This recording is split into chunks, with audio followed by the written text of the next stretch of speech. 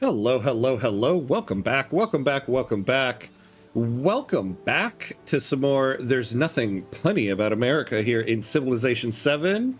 Let's make sure everything's working here. Hello, me. Hey, right back at you, buddy. All right. We are back, my friends. We are back on a Friday night stream. Woo, woo, woo. It's been the theme all week. The night streams are back. We're also back with some Civ 7 here. Oop, I didn't want to click that. Because I feel like it's been some time. Hey, Jabba, what's up, what's up? I'm glad to be back. Yeah, we are back. We are back. Good to have you back, my friend. How you doing? How are you? All right. What are we doing? So, when last we left off, we had just entered the modern age. So we are in the last age of the game. I would like to go for the economic victory, but we still haven't made any progress there. But we do seem to be making progress on the military victory here. Let's see, to win a military victory, you must have enough dominion to dominate the other players. These points are earned by controlling settlements, with extra points for those settlements if they are original capitals, conquered or in distant lands. Yeah, for the economic one, to win an economic victory, you must have significantly more GDP than all the other players. Several things contribute to your GDP each turn, including assigned resources in cities, active gold buildings, factories with assigned factory resources, and unloading treasure convoys. All right. Hey, the Radical Anarchist. Hello, hello. Yo, yo. Happy Friday, all. Yes. Good to see you, my friend. How you doing? How you doing? Oh, hello, hello. Riley Gombus. Hello. Ham, I love your Vicky 3 content. It totally helped me get more into it. Thank you, thank you, thank you. Oh, I appreciate that. Thanks for coming in to say so. I love it when people come in and say that in one of the live streams. I'm actively working on another tutorial right now, so it's also very good motivation to keep going. Because this whole week I reached like a point in this tutorial video that I'm like, I don't know if I can figure this out. And then today I finally did. So I love hearing stuff like that to keep me going. But thank you. How you doing? How you doing? Welcome in. Who are you playing with in Vicky 3? I'll be honest, the summer sale used to be on forever, but now it feels like it's over in a flash. Do you know, it's so funny you say that because I think it ended yesterday, right? It ended yesterday. In the morning, I was like, you know, I'm finally going to buy Imperator Rome. I'm finally going to buy that game. I hear so much about it in Paradox circles. It's on sale. Let me buy it. I have a gift card. I have a Steam gift card. It's on sale. I should just do it. I was thinking about that in the morning. But then it was time to take my kids to school, and I'm like, okay, I'll do this later. I didn't think of it until the evening. I sit down, and the sale is over. I was like, you gotta be kidding me. And so it was like $40 now or something. I was like, well, guess I'll wait for the next sale. What's the next tutorial again? I'm working on one for colonization for Victoria 3. Working on colonization. It's one of the aspects I haven't touched on yet. And so there's quite a few interesting things that I found under the surface there. Ottomans to communist collectivized imperial Turkey. Oh, nice. I'm currently trying to pick up the pieces of the fragmented EIC in 1916. That sounds like a really cool run. Ottomans to communist collectivized imperial Turkey. And then dabbling over in the EIC. Very nice. Very nice. Very cool. Hey, Mauricio, what's up? What's up? How is the civilization going? Going well, going well. We're just at the start here. I'm so used to like real-time games that it's weird for me to not be like, all right, and now we go. Unpause. Exactly. I guess autumn sale it is. Yeah, exactly. The autumn sale is like right around the corner. Hey, nobody nowhere. Hello, hello, hello. I need a tutorial on how to pass factory councils. Because I literally can never figure it out. Um, yeah. Factory councils. I've never done it, but I remember from the dev diary, it comes with like a communist revolt or something like that. It's not a bad idea, actually. I should do a video on that. It's a law. It's a law that, or variant that, you can only get from like a revolution or a revolt or something like that. Also, what difficulty is the Civ game? You know, we've been doing this for so long, I don't even remember now. What are we on? Sovereign. We're on Sovereign. I forget what level that is. I know it's above medium, but I know it's not the hardest. I also figured out what killed my budget. Subsidies for the shipyards. Yeah, lower taxes for legitimacy, fast migration controls, and some upkeep. Oh, man. That'll do it. That'll do it. Yeah.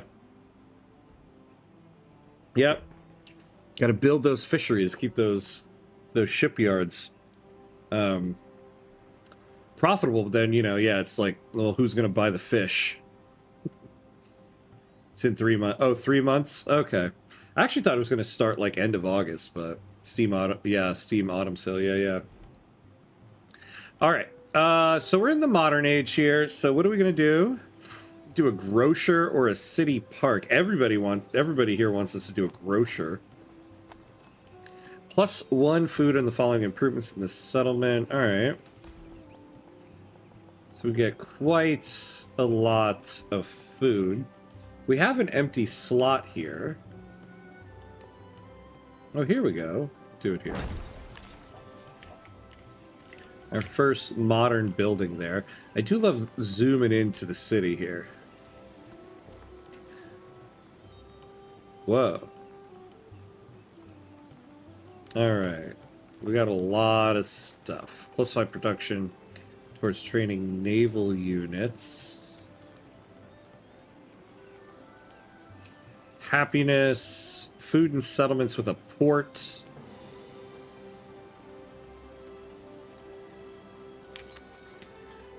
So we gotta like... Oh, wait. I want to go back. Food and settlements with a port. We'll do that there. The strange thing of Ottomans versus Turkey is there's no name for when the state is made for Turks, but also has multiculturalism and acceptance for the other cultures. So if you abolish the monarchy, you have a Turkey controlling directly half of the Middle East. Wait, what? There's no name for when the state is made for Turks, but also has multiculturalism and acceptance for all the other cultures. Oh, I see what you're saying. Yeah.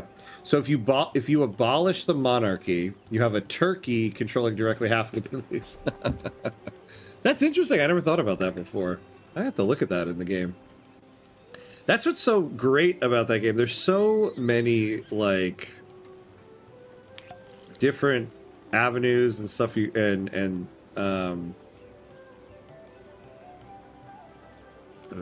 on. Different combinations of stuff you can do. It really does make for limitless possibilities. Let's see, Baltimore. God, we got a lot of this quinine here.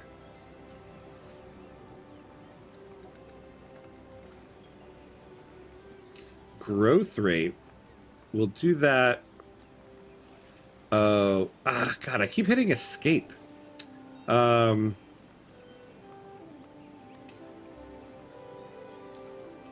so this stuff can only be in cities, huh? Is there no way once you click something to just unclick it? Like if I... Oh, just click it again. Okay. Whoops. Yeah, we'll do production here.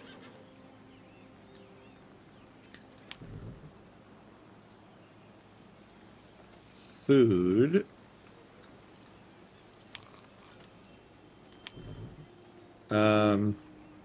Re-Imperator. I never got the itch to play it like I did with EU4 or Vicky. I'm not sure what it was. Maybe that it seemed like it wanted to be EU4 clone in a way. Interesting. Okay. See, I've never played it. Um, I've never played it. I haven't even really watched a lot of gameplay videos on it, but I've heard so much about it. Um, and that it's so good and they abandoned it and all that stuff. So there's a part of me that kind of wants to try it, but only if it's on sale. Production towards naval units. I feel like I kind of want that in DC here.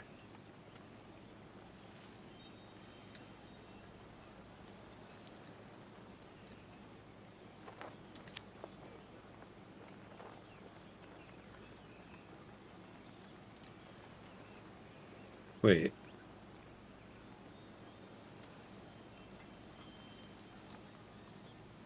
Can I not? Oh, what's the deal with these factory units? I don't actually know. Oh no, lag is rough. Let me take a look here. What's... Oh boy, what's going on? What's going on?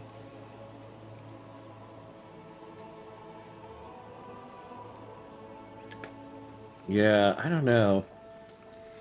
So YouTube will give me like, here's the strength of your signal, and it's telling me it's good, but sometimes I don't know. Sometimes I don't know. Also, one of the things killing me was that my pirate fleet got hit by the French Navy. Oh no. I want a victory in the battle, but they took out 4 of my 5 frigates. Pour one out for the homies. Cheers to them. I'll tell you, I'm loving pirating in the game. It's, in many ways, I'm like, I don't want to become recognized. You get to steal, like, goods and money? Why not? Why not, right? All right, what are we studying?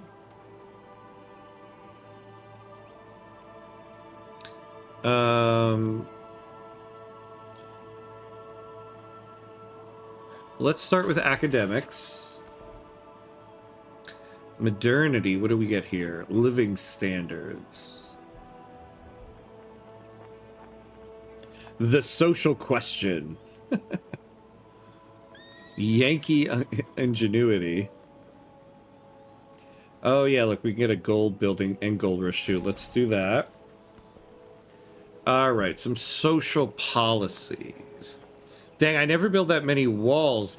Was Washington attacked or something earlier in the game? It was. It was. I really wanted to be friends with Ada Lovelace up here, and all she did was attack me early game. So I just started building up walls like crazy. As you can see, there's walls here, there's walls here, there's walls there. Not so much over here.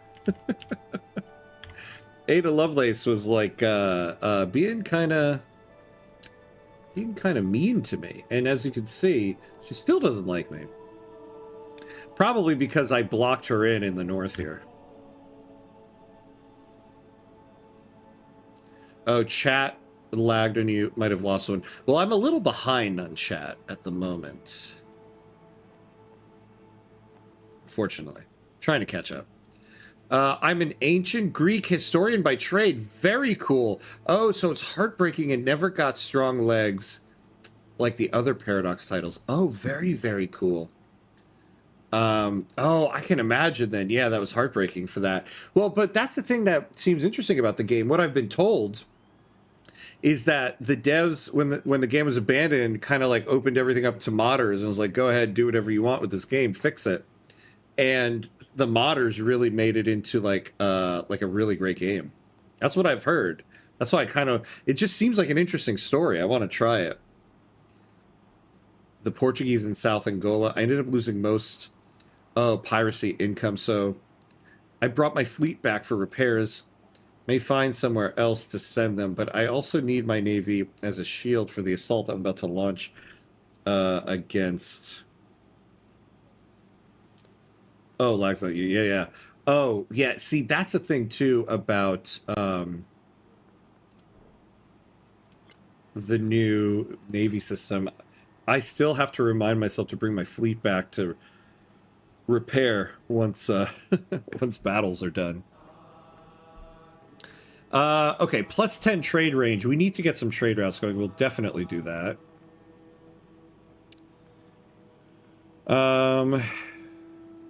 You have a good amount of money going.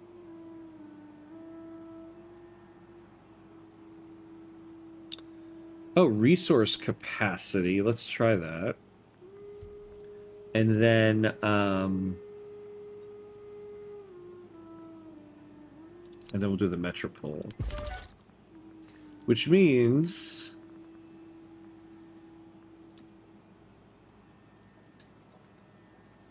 okay, hold on. What I don't actually know about these factory resources. Let's go to the Civlopedia here.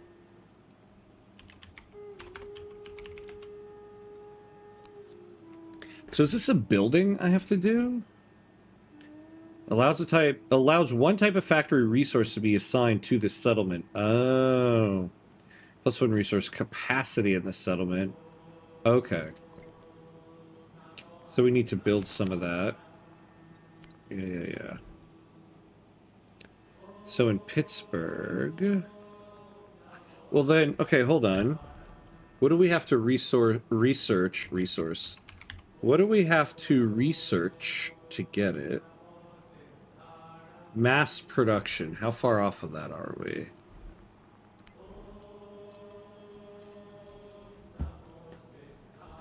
Quite a bit, actually.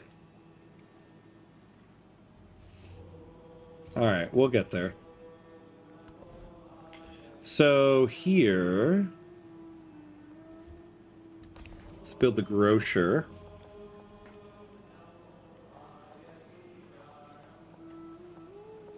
Yeah, we're gonna get rid of something. Either the observatory or the temple. Guild hall or the kiln.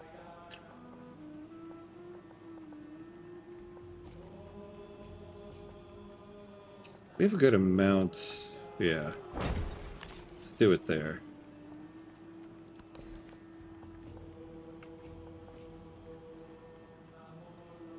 Oh, we can work this now? Okay. Oh, hey, J-Makers, what's up, my friend? How you doing? How you doing? Good to see you. What is new? What is new? Love is a battlefield. No truer words, my friend. No truer words. Yes, nobody knows. Thank you. Yeah, I think you need a factory. Yeah, it's like it. Now that I've realized that, it seems so obvious. I'm like, obvious. It's like it was staring me in the face. But for some reason, for a moment there, I was like, factory. Why can't I place a factory resource? Oh my god, I need to trim my beard. It's like itching my... I think you've seen me going like this constantly. All right. I feel like I'm all over the place right now, and I gotta focus in here. What do we have going on in New York? What buildings do we have?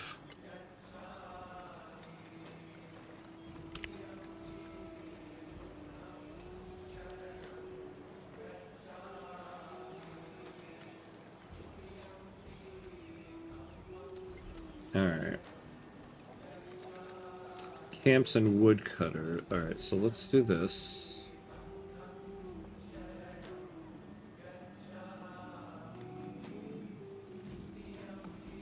Yeah, let's do it there. And now we can grow the city.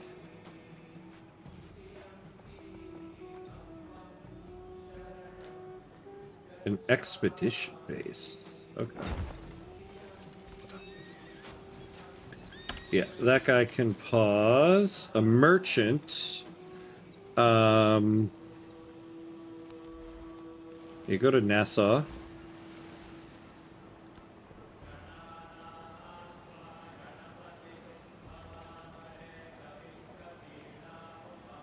New Orleans needs something. city resources. Oh, yeah.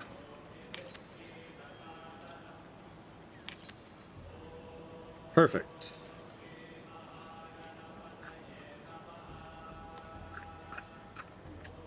Yeah. Let's do that.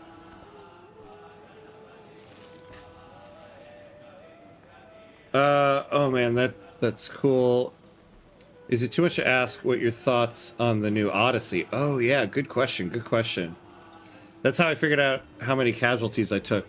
When they docked 2 of the queued for repairs, my first thought was only 2? Not bad, but no, it's because there was only 2 left. Yeah, yeah, the new Vicky 3 naval system be like that, huh? Oh god, we have another merchant. Ooh, yeah, let's go over there. Doing a production first run in Vicky 3 and found myself curious at how it actually works when you automate and upgrade constantly. Ah, okay. See, yeah, I always say this. I need to get better at using the auto expand. So everybody has a resource now, right? So we'll do that. Oh, hey, we got the Twitch bot. Hello, Twitch bot.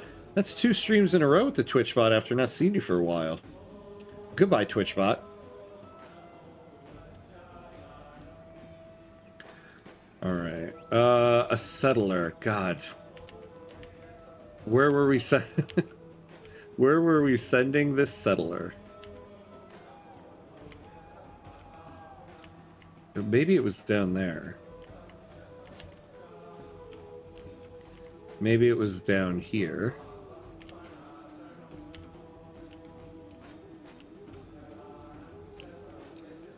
We could go there.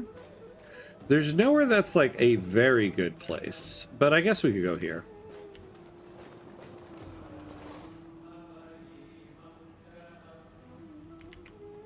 What were we doing with these guys? We're sending a boat out, right? I thought we had a boat.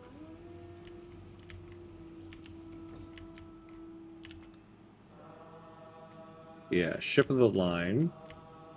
And we have one out this way, right? Where is it? Yeah, one over there. Maybe we send another boat out that way. So maybe I'll take one boat out of here.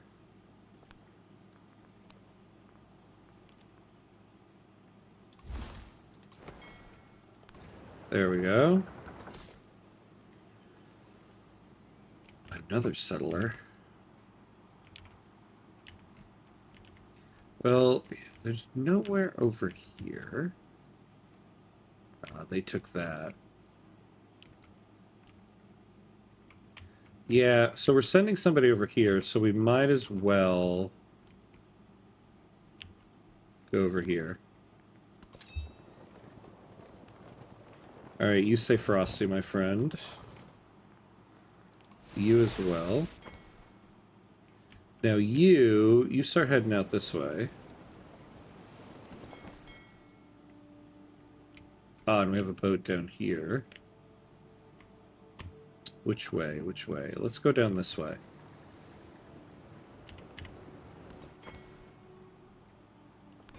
Oh, this guy's gonna kind of find that guy. Oh. Okay, we got a lot of boats going around.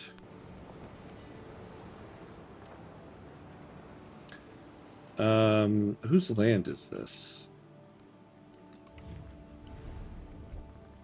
Yeah, let's open borders. God, we haven't even gotten past the first turn yet here. There's just so much to do now. Scout. Oh my god, automate you. Automate you. Oh, pet the dog. Obviously pet the dog. Pet the dog again. Okay, now automate. We pet the dog enough.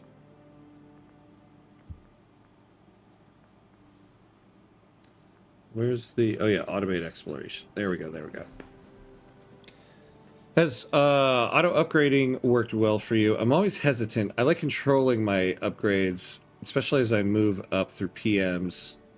I've had problems with overbuilding in the past. That's why having a couple of states helped.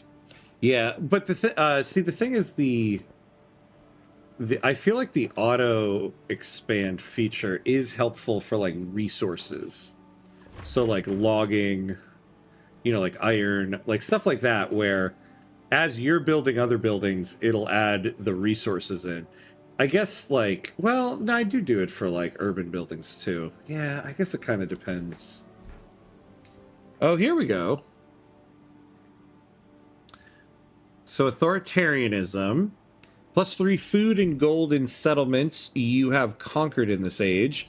Unhappiness causes -3% reduction in yields in your settlements per point of negative happiness. Bureaucratic monarchy. +5% gold towards purchasing buildings in cities, or 10% in joyous or happier cities. And then elective republic. Specialist gets +1 happiness and culture and +1 happiness maintenance. Ooh, that's not bad. A celebration bonus, you get 1,000 science immediately. With this one, you get 1,000 gold and influence. Gotta go with that elective republic, right? I'm liking the music in the modern age here, I have to say. It's a little different. I just moved up to the 3rd PM on the iron mines last night, which tanked the price of iron because I only had one state making it with like 7 levels. May start downsizing. I don't know. That sounds like, though, there's so many buildings you can use for iron. Just build more profitable buildings that take that iron, you know? Hey, Andre Belarus, what's up? What's up? How are you? Have a great stream. Spain is the best. Oh, that's right. You were going for Spain. That's right. Better than Belgium, at least. Tremble, France. I have to say, I will say, something I was very surprised by. I didn't want to say this when you had said you were supporting Spain, because I'm not trying to troll, but I'm not the biggest fan of Spanish tiki-taka. Now, that being said, I feel like today's game was like a different type of Spanish tiki-taka. It was exciting. They were really like, I don't know what it was today. I mean, they were doing a little bit more like trickery on the field and everything, but also just in general, I feel like it was a much more entertaining Spain that I feel like I have seen in a very long time. I was very pleasantly surprised with the Spanish team today. I was like, oh my god, I'm enjoying watching Spain play. So, yeah, Spain looked incredibly good today. I mean, the labor-saving options, the dynamic is ironically elitist. Landowners stay strong all game. In a Persia run I did like that. Barely touched military social tech. High GDP, but not impressive. Yeah. The dynamic is ironically elitist. Yeah, the labor-saving PMs, I feel like a lot of people with Vicky 3 are like, don't ever use the labor-saving PMs unless you've run out of pops. And that's kind of true. But people forget the labor-saving PMs put people in better positions. So basically, they eliminate laborers. And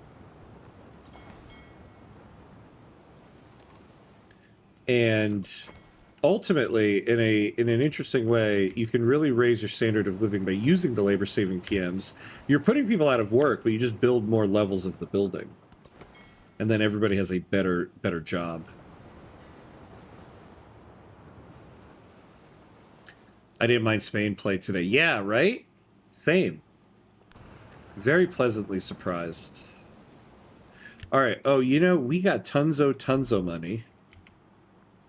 I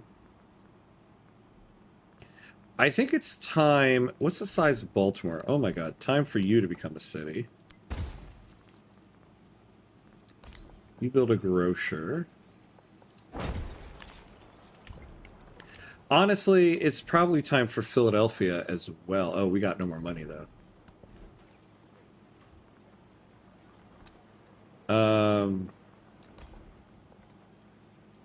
Build a city park. Oh, yeah, and now we can assign stuff. We need to get some factories.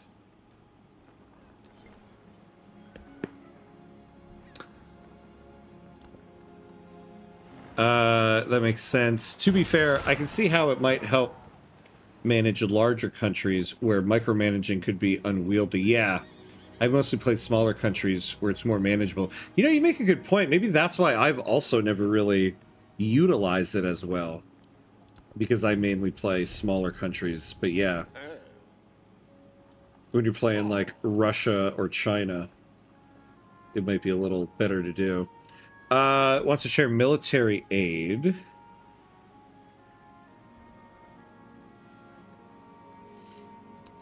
Yeah, let's do it. Why not? There's a problem with being too efficient. One of the funniest things is landowners stay dominant the whole time.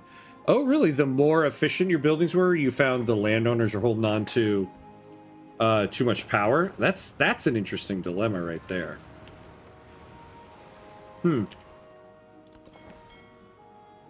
It's very fascinating. Yeah, that's why I haven't downsized the iron mines yet. I just started building steel mills and railroads, so I know it'll pick back up soon. They're not fully staffed right now, though, so couldn't afford to subsidize with everything else right now. Also, you know, double check the Netherlands. The Netherlands are like such a big country and have no access to iron on their mainland. By late game, they've probably established something somewhere, but you can make a killing exporting iron to the Netherlands in Vicky 3 because they need it. You need a co-op player that does the micro, and then you can play majors. Yeah, there you go. One of these days, I need to get like a multiplayer session organized on the Hamcord for some Vicky 3. There was somebody asking for it one time, and I was like, God, it's such a great idea. I would love to do it. I can't find the time to do it with kids and everything. I would love to do some multiplayer. I don't do enough multiplayer of it. I've always wanted to try multiplayer of this game, too.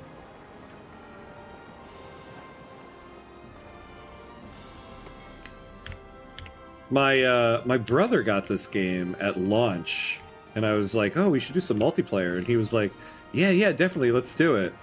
And it was like right at launch when the game was still a little, you know, iffy. And then he finally put the game down like, I don't know about this game, I'm done with it. And I never ended up taking him up on doing a multiplayer.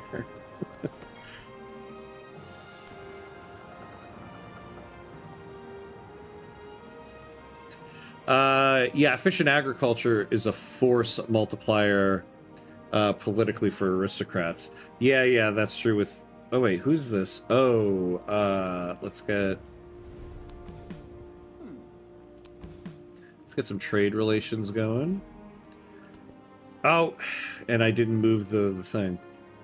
What about if you move to collectivized agriculture, though? Because then your industrialists start buying up the agriculture. Does that alleviate it at all? Yeah, I don't usually use the labor-saving PMs because in most of the countries I've played, I'm constantly battling high levels of peasants' unemployment. In this run of Congo, though, I ran out of peasants about 20 years in. Just got migration controls, which is helping. I also get it helping Seoul, though, with better jobs. That's a good point. Well, the thing... Hey, Super Frank, wait. I'm scrolling up here, so I'm like, wait, did I miss you coming in? Hello, my friend, how you doing? I always have, when I have my economy established, government buildings and railways at auto-expand, so I never have tax or infrastructure issues. Okay, yeah. Based on the way you wrote your comment, I was like, wait, has he been Has he been chatting the whole time and I didn't say hi? Oh, here we go. We got our first Wheel of the Prime Minister Day. Yeah, so we're going to take that science for sure. Now is the time to understand more, so that we may fear less. So we got academics, so we can build a schoolhouse and Oxford. We got another slot here.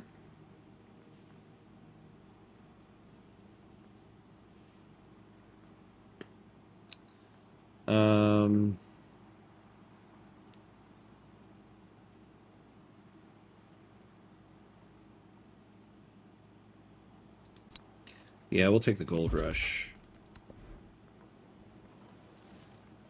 New York, New York. Let's get the grocer going. I want to see what that building looks like. Oh, well, I guess they're still building it. All right, steam engine. What's going to get us to that factory?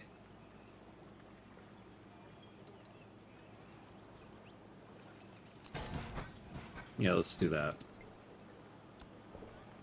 So the thing about unemployment in Vicky 3, the labor-saving PMs sometimes help you with that. Because sometimes you have unemployment because the pops have a certain level of wealth and they're not willing to take a lower level job. So they're not going to work as laborers. So if you put in the labor-saving PM, it eliminates the laborers, adds sometimes, or at least it eliminates the building trying to hire laborers. You add more levels of the building, and then those unemployed pops will take those jobs because they're better paying jobs. But it takes a little bit of maneuvering because you got to add more levels of the building and then find use for those additional goods.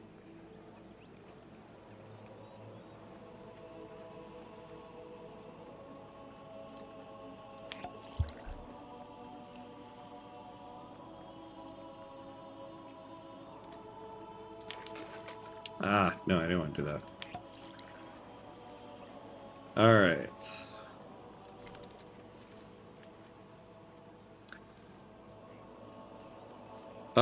Ball possession is a hallmark of Spain, but tiki-taka was more charismatic of the era when many players came from, yeah, Guardiola's Barcelona. Now their football is more dynamic and incisive. Yeah, it's a great point. It really is true. Like what they played today, like I feel like the pinnacle of Spanish tiki-taka was, I forget, there was one game in 2010, or maybe it was the Euro Cup in 2012. Where they rolled out a formation with no forward. I forget what it was. It was like it's like a 4-6-0, something like that. Do you do a multiplayer and all the players gang up on you? I know, right? Maybe that's why I won't do it. I'm afraid. Production specialization doesn't leave room for society tech overlap much. Basically, production, in my view, if specialized, makes your country an aristo-capitalistic hellscape. Welcome to America, my friend. I'm here since the beginning. Oh, the stream. But you are relegated to second stream content. My first Austria Vicky 3 run in ages deserves main screen space. I get that. You're doing your country, Austria, Vicky 3. Absolutely. First of all, I do that all the time. When I'm playing a game, I put a stream on the second screen. I am honored to be your second screen stream. You keep kicking out laborers into peasantry, overly make efficient production, and if you don't have leverage, you have shiny factories but no power to steer trade or negotiate one-sided deals. But you keep kicking out laborers into peasantry, overly make efficient production. And if you don't have leverage, you have shiny factories but no power. Yeah, okay, I see what you're saying there. Yeah, that is the problem, right? Like, you start overbuilding, and then you start tanking the prices of all your goods, and you can't, like, unless you can trade them away. As the prices tank, so does all your profitability. So you do run into that issue. It's a very delicate balance. That's good to know about Netherlands. Thanks. I'll look into that when I get home. That could help. Yeah. Yeah, Netherlands is always a good place to try to get trade advantage if you have a lot of iron. I've never really done a full-on Netherlands run in the game. I really want to do one. I wish there was an achievement tied to them. But it does seem like an interesting challenge since, again, they don't have access to iron. I think I mentioned multiplayer in the Hamcord a while back. I remember thinking that outside of a space like that, it seems like it would be hard to find enough people who know the game well enough to get a good multiplayer group going. Well, there's always, on the Victoria 3 Discord... What's this? Why can't I... Oh, there's the threat. Okay. They have a whole channel on there for people looking for multiplayer sessions. I guess, yeah, I don't know if they're good multiplayer sessions, but yeah, you check that out. You'll always find some people looking to do a one-off multiplayer session.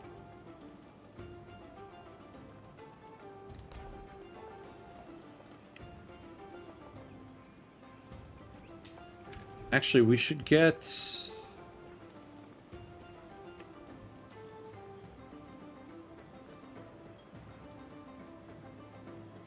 American Unique Civilian Unit.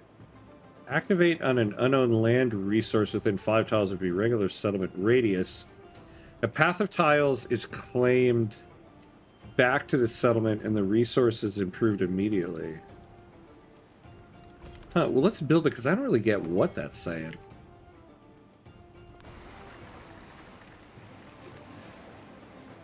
Yeah, the Fabregas False 9 era memories unlocked. I know, right? Exactly. Like, ugh. I was not a fan of that. But this Spain today was far from that. I dare say I enjoyed watching Spain play today. Charleston. Hello, Charleston. What are we going to improve? Take this one.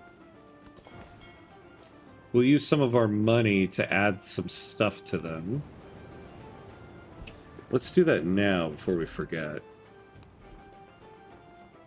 So we just built them a woodcutter.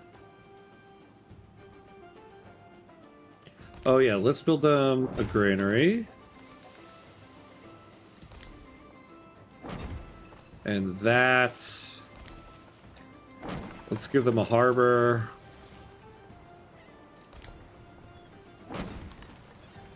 There we go. Build them up a little bit.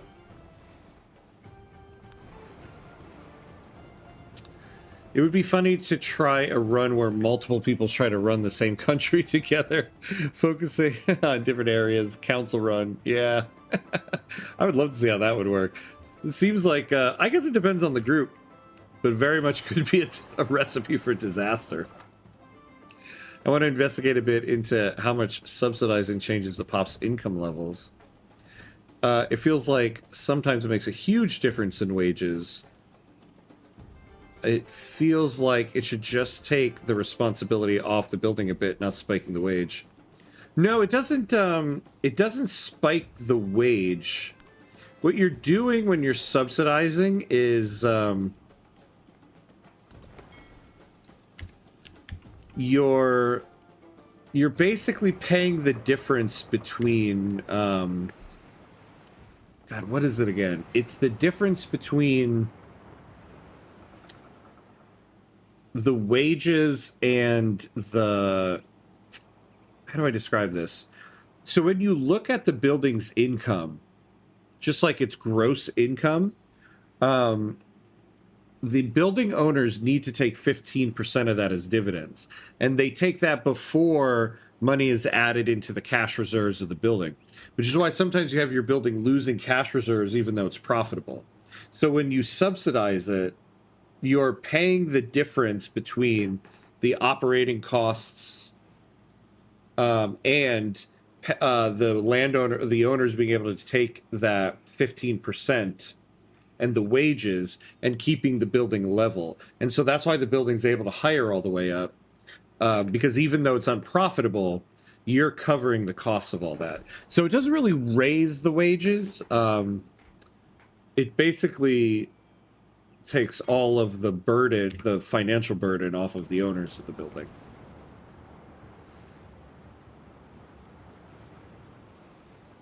I haven't checked out the Vicky 3 Discord yet, but I've been planning to. It looks like they do a bit of coordinating on the Reddit too. Oh yeah, yeah. Yeah, you will see a lot of people posting stuff about that on the Reddit. Oh. Darn. Well, time to go down there and give them the what's what.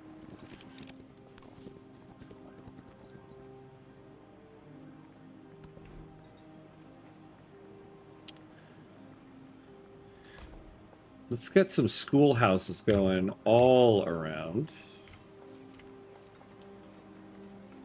All right, the prospectors. So what does this guy do?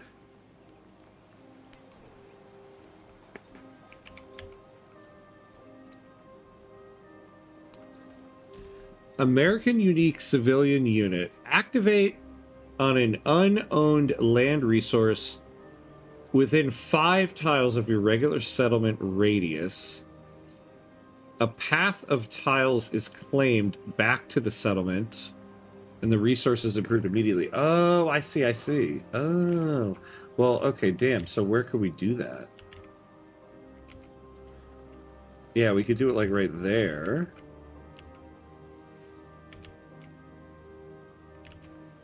So we could get tea. We could get oil. Ooh. All right.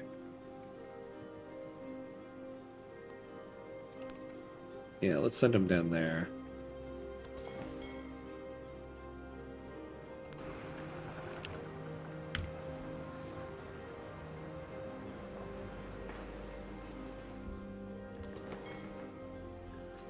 Yeah, let's just keep sending this guy out this way. You know, I need to start building some more ships. I can also do 4 more cities here.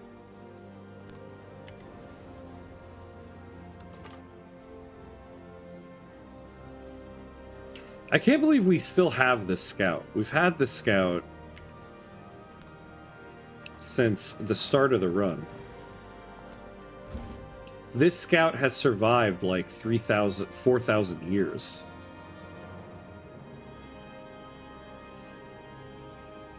Okay, see, that's what I thought. But in the buildings menu, it looks like sometimes when you subsidize it, the average annual wage will go from like 0.05 to 3 to 4, then drop back to 0.05 when you remove it again.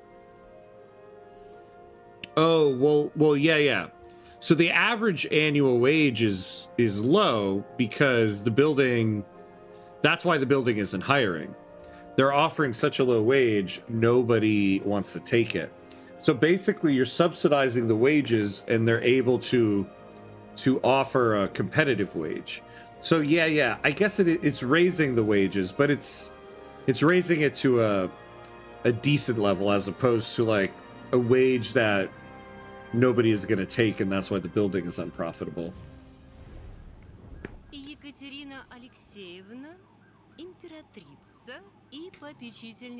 Ah, here we go. There was one person we were missing, and it was you, Catherine the Great.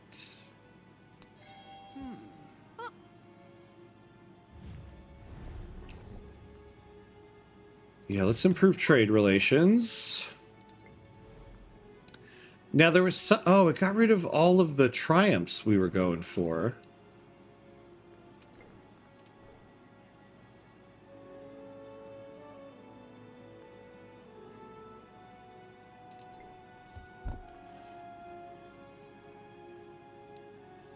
It just feels like a drastic shift in their income. Yeah. Does seem to affect overall soul much.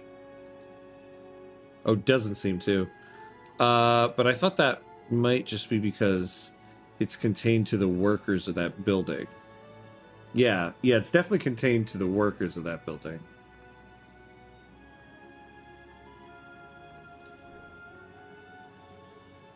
Here we go. There was something that we were working towards where we needed all 9 other civs, and we were missing one.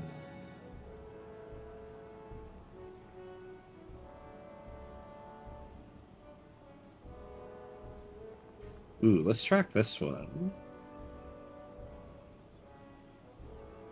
Let's track this. We'll get some trade routes going. I think we might be able to do this.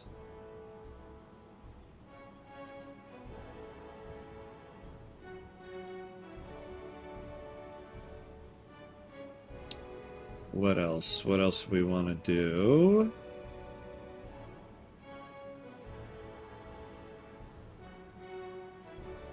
Oh, first research the flight. Let's do that.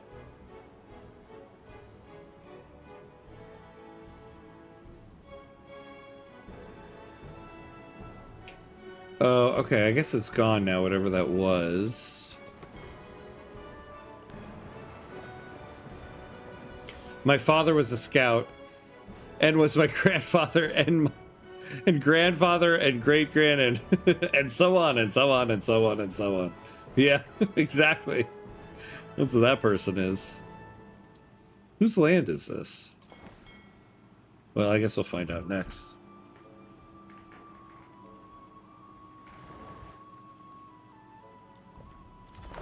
Oh, you know, I bet we gotta upgrade a bunch of military units.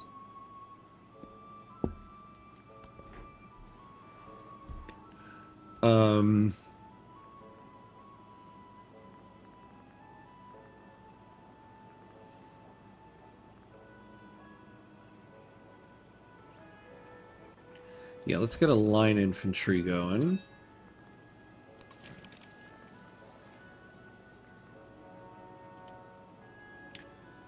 Who does this guy upgrade to?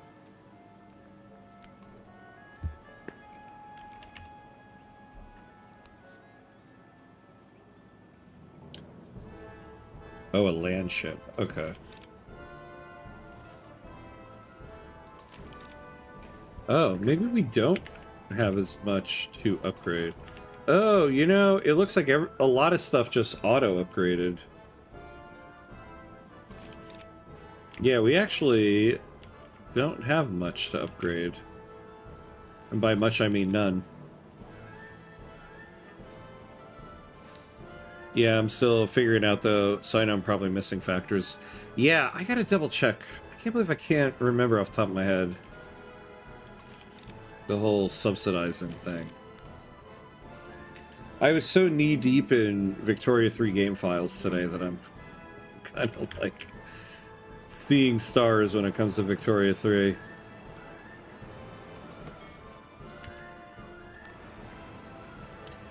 What's even the point of meeting another country with hostility in this game?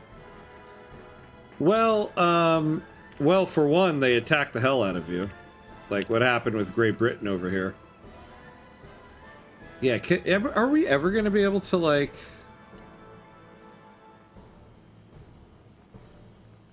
Can I, like, give her a gift?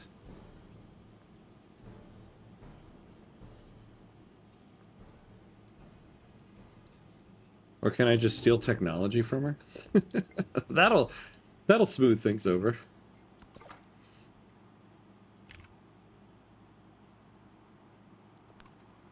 Yeah, go down that way.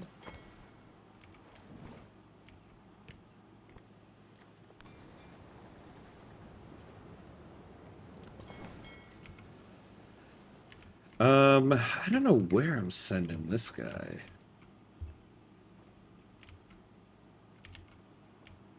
Just maybe further out that way.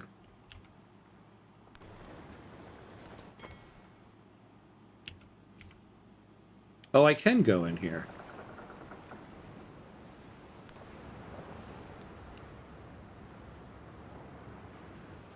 I mean, what's the point of choosing a hostile greeting? Oh, when you first discover a new country.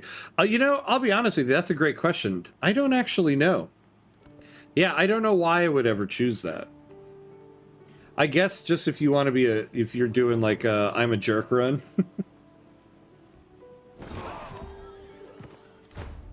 Oh boy. Speaking of being I'm a jerk here, these guys that keep attacking us.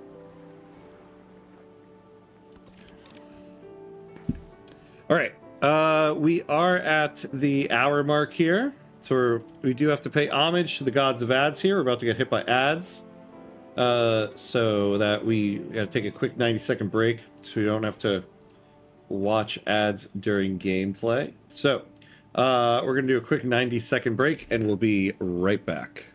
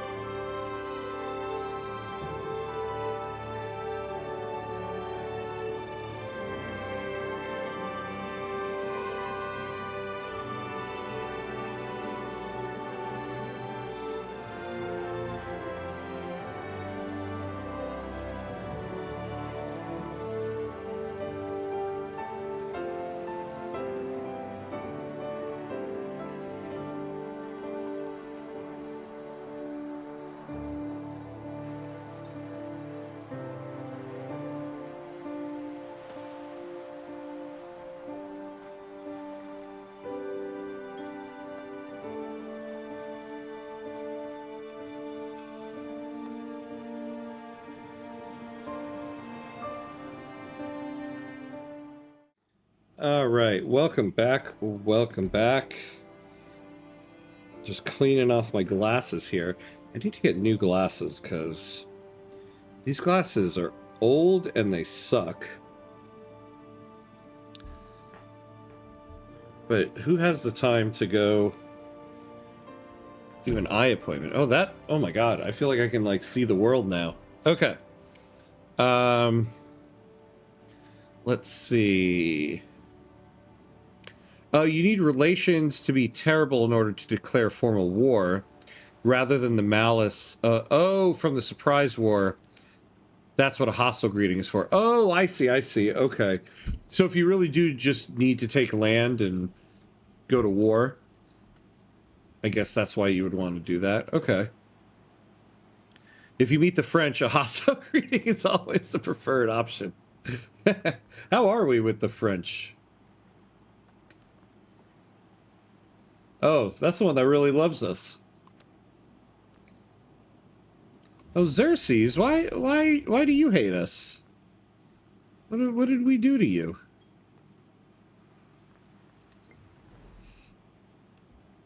Come on, Ham, you can't play a game on stream, keep up with chat, and remember arbitrary mechanics from a totally different game. Get good. I should write a sign and just put it right up here that just says "Get good." And every time I can't remember something, I'll just look up at it and be like, "Yeah, time to get good." That's what I'm probably missing in a production run. If you don't expand trade as much as you should, yeah, you stay stagnant because peasants don't buy cars. Peasants don't buy cars.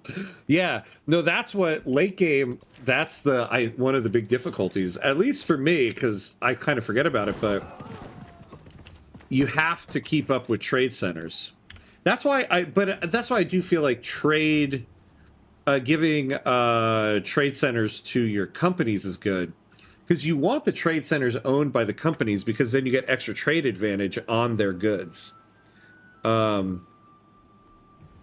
yeah, I do find it's hard to keep up with. That actually, if you go back to my Japan run, that was one of the big problems I had near the end there. I just was not keeping up with the trade centers. But then again, I have 4 kids under 7 years old in the house right now. Oh, my friend, I'm so sorry. I don't know how you keep up with anything. That's rough. That's rough. A battlefield nourishes the soil with iron. Deep within the layers of earth, life begins anew. Remnants of the human costs of war feed into an endless cycle of loss and revival. Okay. Cool. Kind of dark, whoever that was, but good to know how you feel.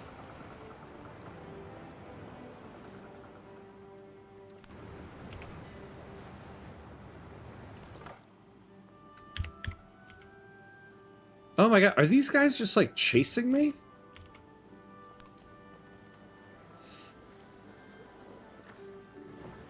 Man, that's metal. I know, right? The metal returns to the earth from whence it came. And the warriors are victorious. Like, okay, dude. I just asked you where the subway was.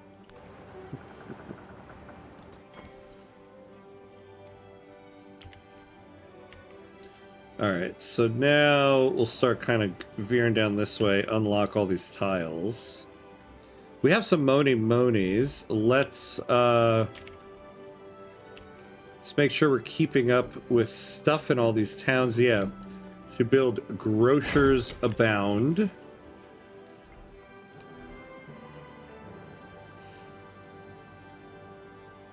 Ooh. Super expensive.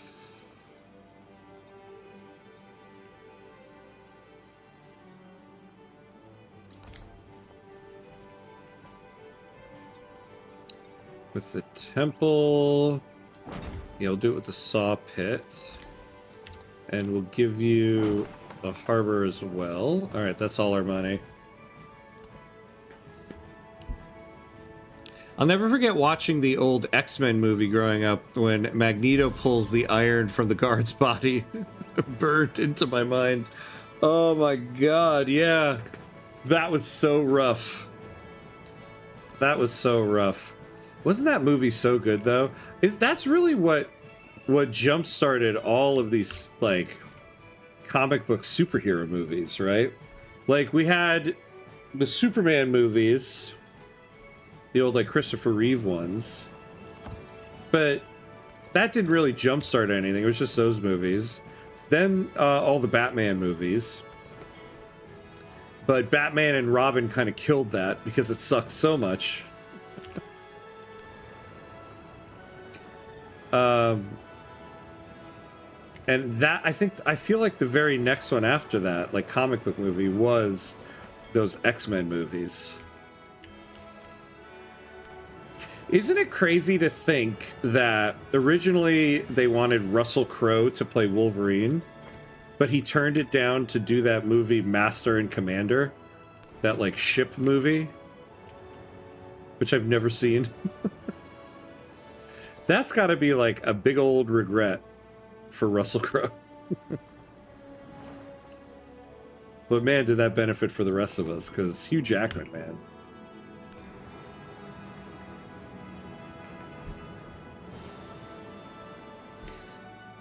It's what I'm going to call a mental exercise as I chase them with a paper towel cardboard tube.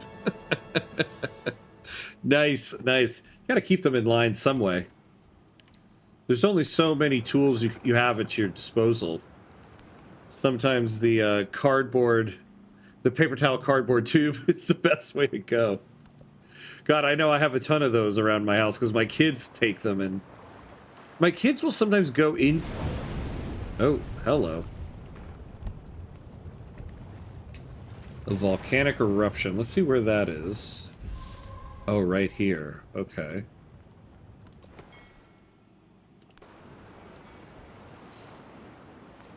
Yeah, I remember really liking them.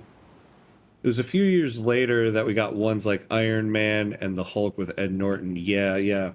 Yeah, and then Iron Man is what, like, jump-started the whole MCU thing. Which is just, I always find kind of funny to think about that. Like, the character of Iron Man is, like, the person that started it all.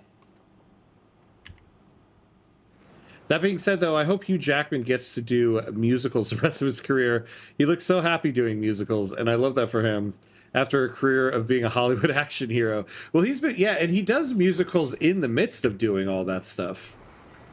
He's been on Broadway so many times. He's hosted the Tonys many, many times. I remember here in New York, there was a production of something. I forget what it was. It might have been like a new play. And it was Hugh Jackman and Daniel Craig.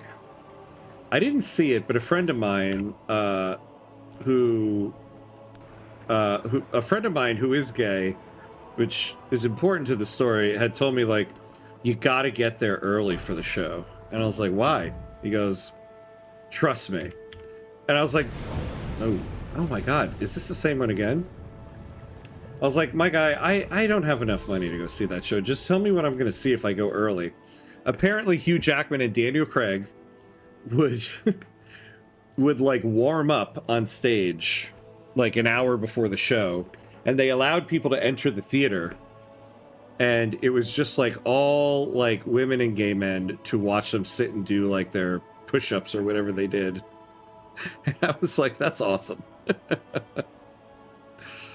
Hugh Jackman doing theater, but still, you know, keeping his Wolverine shape.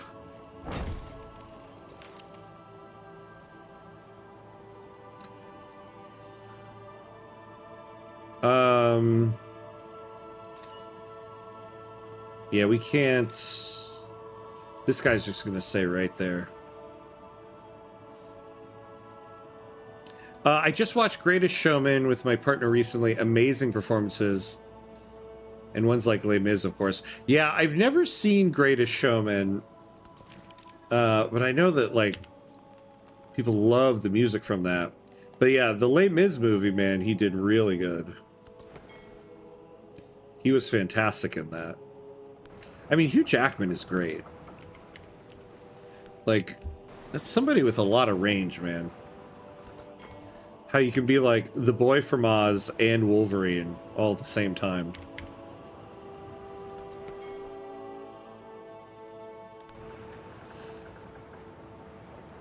Ed Norton was the best Hulk. Apparently nobody liked working with him, and that's kind of why he got cut out of the MCU. That's what I read. Yeah, can you imagine the whole MCU journey if it was Ed Norton? It just like, it's so funny to think about.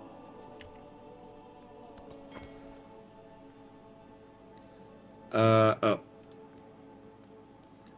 Can we march through your land, please? Thank you very much.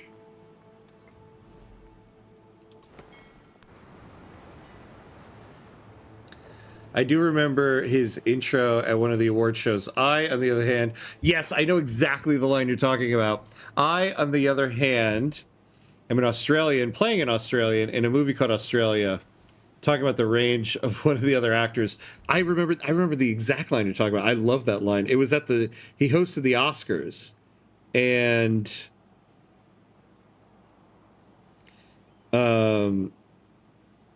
actually, I think he was talking about, oh my god, it's funny. I think he was talking about Robert Downey Jr. in Tropic Thunder. Because Robert Downey Jr. got an Oscar nomination out of that.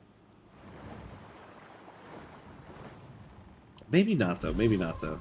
But yeah, I do remember that line. I remember watching that movie, Australia, because I really like Baz Luhrmann. And I'm like, oh, it's got Hugh Jackman and Nicole Kidman. This is going to be great.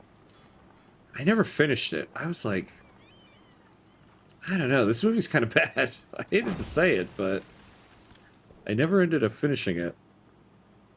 God, I gotta get a factory going. Got so much here I can use.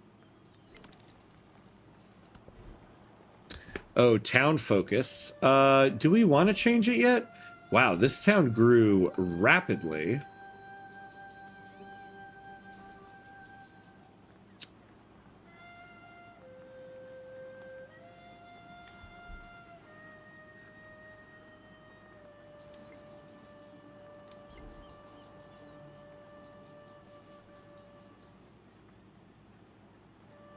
I think we'll hold off on giving it a focus until I can figure out what I want to do with it.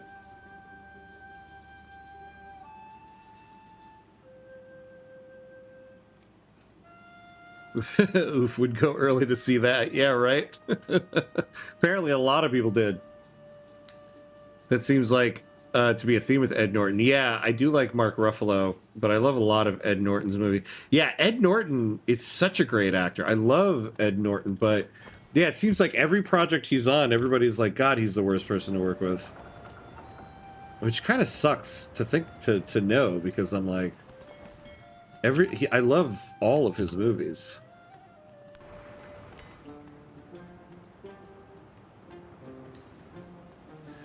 I still love the fact that Wolverine is played by a dude called Huge Jackman. Huge Jackman.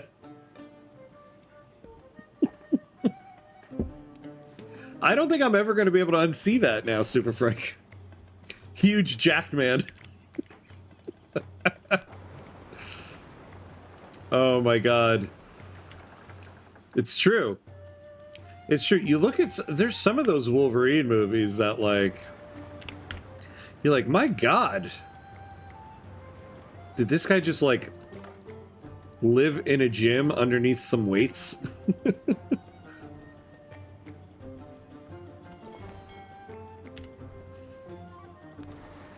I actually just recently, like, within, like, the last 2 weeks, finally watched Deadpool and Wolverine. Which was a really good movie. But I was surprised it took me so long to watch it, because I was so excited about that movie and the build-up to it.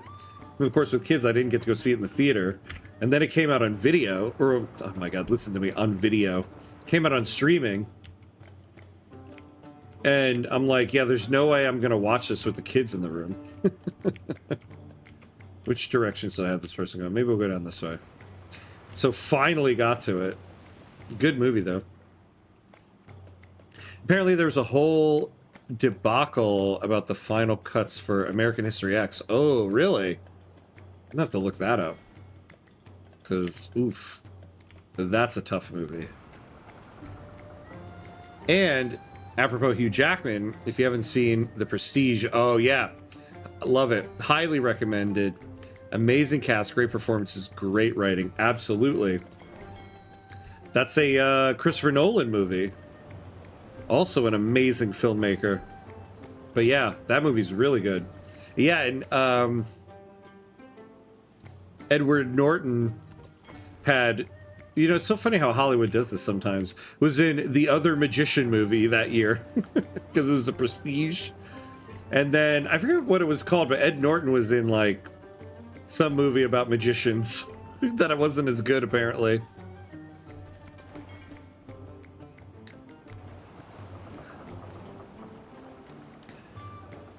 Yeah, I think that was the one. Robert Downey Jr. was playing a character, playing a black character. Yeah, exactly. I thought it was that, yeah. And he had hosted the Oscars that year. Edward Norton is one of those types that you can't cast anyone that might be a bigger deal. Oh, is that what it is? Is that what it is? Yeah, the MCU would be bad for him then. All right, so let's try this.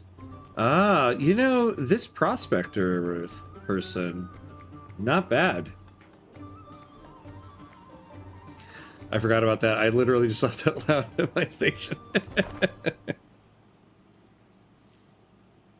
Tropic Thunder was incredible. That was a really good movie. Oh my god. The opening fake trailers, I swear to God, every time it's cold, you know, like in the winter, and my building here tends to not turn on the heat, I will come out into the living room and say to my wife, "Who left the fridge open?"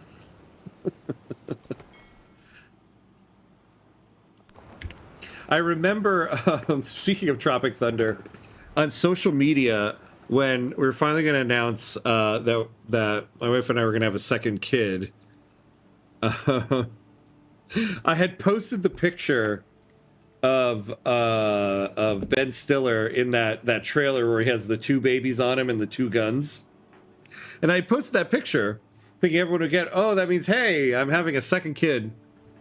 And then all the comments were like, "You're having twins?" I was like, "Oh, no. Don't do that to me. That's not what I meant."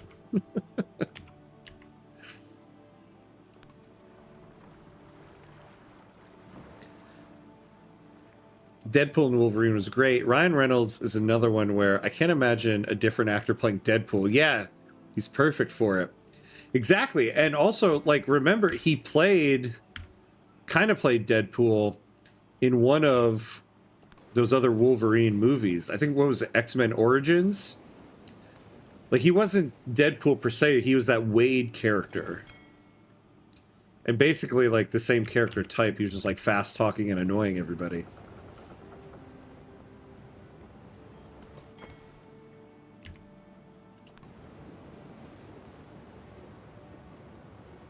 Oh, yes, The Illusionist. That was its name. Yes, The Illusionist. Yeah, it was a good movie, actually. It was pretty good. I mean, Christopher Nolan's The Prestige was better, but yeah, it was a decent movie. Soon shall thy arm, unconquered steam, afar drag the slow barge or drive the rapid car. All right, a port, we're going to build that because it's a gold building. And ironworks. Yeah, we'll take the science. Get another policy.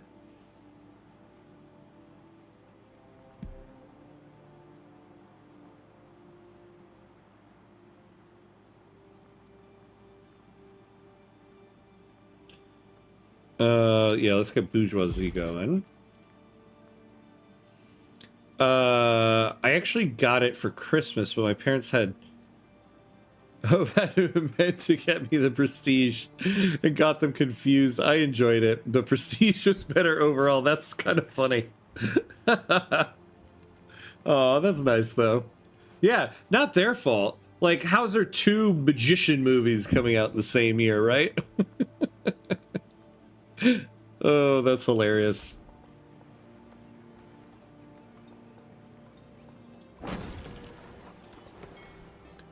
All right. Man, I'm really liking this modern era music.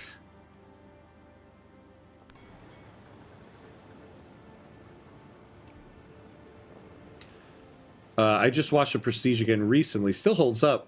Actually forgot it was a Nolan flick. Yeah. There's a lot of those like early Christopher Nolan movies you kind of forget about, like that movie Insomnia with Al Pacino and Robin Williams. Christopher Nolan movie, not based on the Stephen King short story, which shows a lot of similarities. That's funny. My ex and I always had a lot of fun with our baby announcements. Oh, nice. Yeah. Those are fun to do. I'm glad to not have to do one ever again, though, because the baby announcement comes with a lot of extra work, aka the baby. Who is this? Oh, do we not have open borders with you? Come on, my guy. Let's do some trade relations. Oh, we got all right, we got some monies now. I want to upgrade Philadelphia, so we'll wait on that.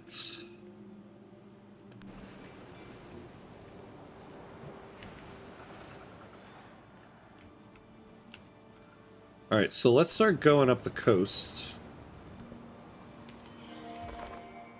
I think it was Wolverine Origins, yeah. Apparently Ryan Reynolds really hated that version of Deadpool. That was part of his drive to want to give it another go. Yeah. Yeah, like he included in the end credits, like all those, like, you know, the montage of all the Fox Marvel stuff, and he had like a snippet of his interview from that movie where he's like, I really love the character of Deadpool.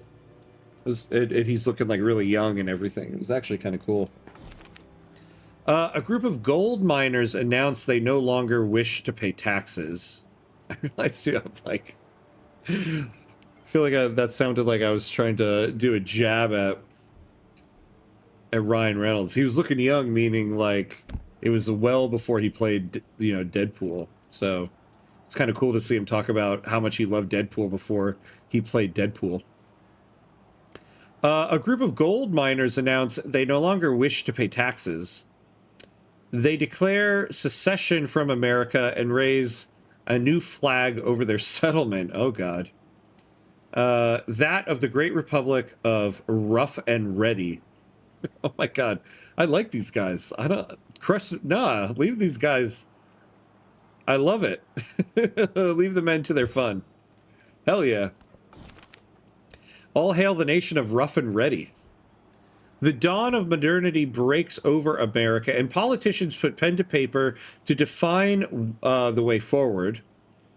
While articles on government and the building blocks of state proliferate, so too do poets paint the beauty and nuance of new beginnings in verse. Distribute the Federalist Papers. Yeah, let's do that. Confuse your enemy. Keep him in the dark about your intentions. Okay, so we can get the Red Fort. Military Academy or Defensive. Okay. What do we want to do? Modernity. Oh, what's Captains of Industry? Oh, we get the Rail Yard and Robber Barons too. Yeah, let's do that.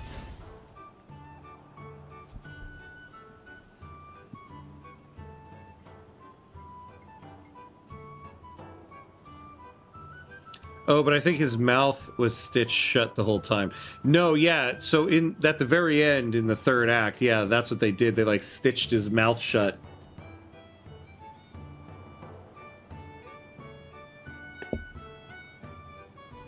Wasn't there as well 2 movies within a few weeks where the White House was taken over by terrorists? Yeah. I think White House down. Yes, and Olympus has fallen. Yeah. Yeah. It's so weird how Hollywood does this sometimes, right? So you have the thing with the magician movies, and then yes, there was the one about the White House is taken over by terrorists. Then remember, there were 2 different movies about mall cops. One was Paul Blart Mall Cop, and then the other one was Observe and Report. Remember back in the day, there were 2 asteroid is going to destroy the Earth movies at the same time. So there was Armageddon, and then at the same time, there's that movie Deep Impact. It's like one studio here's the one is doing this one premise, so like get us a script to the other one quick. Let's throw some money at it. We'll do it no matter what.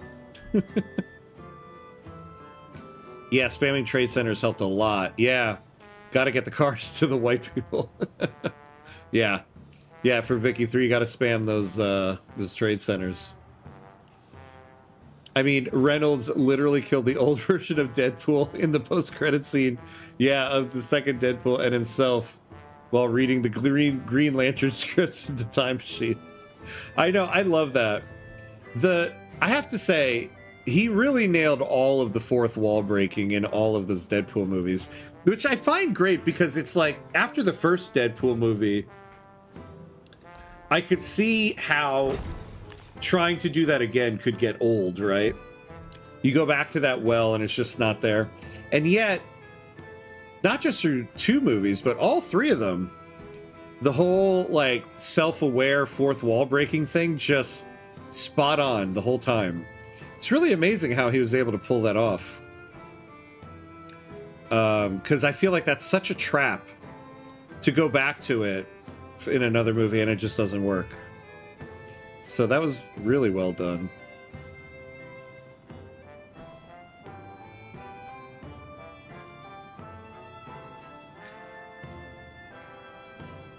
Like, I even love in, I forget if it was the first or the second Deadpool. I think it's the first one. Where at the very beginning of the movie, when they're showing the opening credits, they're showing, like, the names of everybody. How, like, self-aware all of it was. And it's, like, written by the real heroes of this movie. All right, we'll take supply and demand.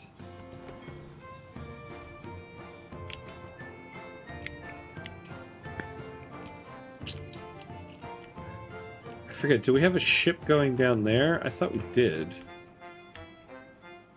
Oh yeah, there's one going right there. So this guy is going up around this way. All right.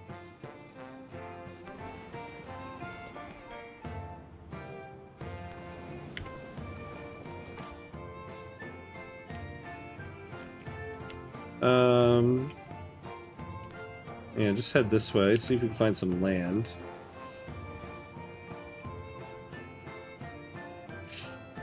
Cute. Rough and ready. Yeah, I know, right? I can't wait to see what... It made it sound like there's going to be a follow-up narrative choice to it. I'm interested to see what that's going to be. Rough and ready is... Oh, rough and ready is crazy? Is it? Oh, good. I'm glad we let them keep going. I want to find out what the rest of that is. It's pretty funny, yeah. Olympus Has Fallen. One of the only movies I've ever wanted to just get up and walk out halfway through. So stupid. I know. I never watched it because it did kind of look like that, I have to say. I mean, I don't mind a good action movie, but yeah, it did kind of look like, I don't know about this one. I was in the military at the time. It's not the premise that killed me, just the execution. Just could not suspend my disbelief. Are we, yeah. Are we sure Ryan Reynolds is actually Wade Wilson playing Ryan Reynolds? Oh my God. That's gotta be like an SNL skit right there. That would be a hilarious SNL skit. I don't even... Has he hosted SNL? He must have. I mean, how could he have not? I feel like I can't remember it.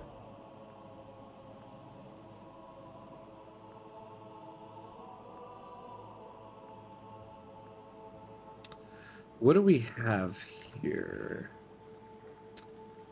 We have a woodcutter. So let's make a sawmill.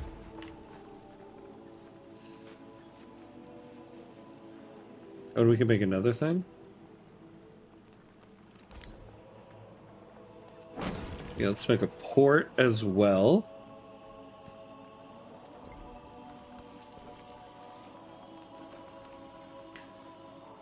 We now have cocoa. No factories. I can't remember the name of the actor who played his girlfriend, but she nailed that role too. Yeah, I'd only ever really seen her in Firefly. Yeah, except from that. So she was in Firefly, and then the other thing I know her from is Homeland. That Claire Danes show. She was in that. But yeah. Oh, and you know, I never watched this show, but she was in that very popular show V. It was like a aliens come to Earth type of thing, but it was on network TV, so I never really watched it. But she was in that.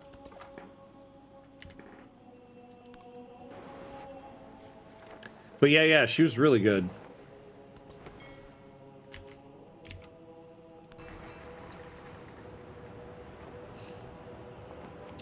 The timing and chemistry of that was perfect, and wouldn't have hit as well, yeah, as it did if it wasn't. Yeah, exactly. Yeah, Ryan Reynolds is really he really is funny. I know he's faced a lot of slack recently because of that whole thing with his wife in that other movie, but I don't really keep up with that.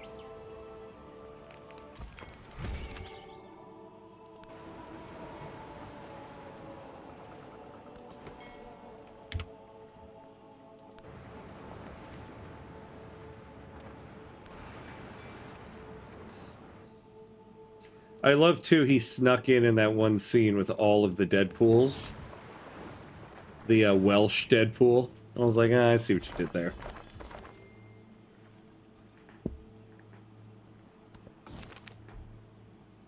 On the 4th of July, rough and ready citizens are denied beer. What?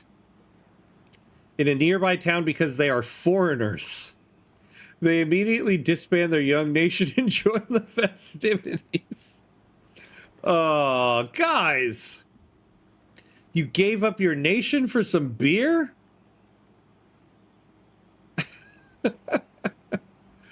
I was ready to go in there and force them to let you have beer as the rough and ready. Yeah, the alien one. I never saw it, but I heard good things about it. Yeah, it was one of those things where, like, generally I feel like any show that's on network TV is just going to kind of suck. Wait, what is this? Requires captains of industry. Is that...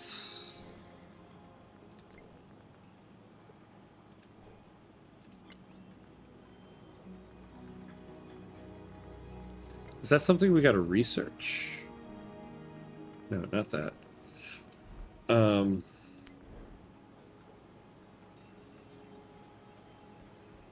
Can't remember what that is.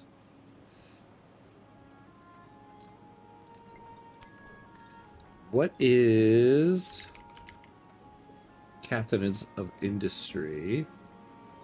Oh, it's a social thing. Oh, we're doing it right now. Good for us. Yeah, generally I feel like any like network TV show is gonna suck, right? So I never watch them. But every now and then there's a couple that I end up missing because it turns out they were really good. I heard that show V was like that. I didn't watch the first season of The Good Place because I was like, oh, it's on network TV, it's gonna suck. Luckily, my wife watched it. And she was like, no, this show's really good, you gotta watch it.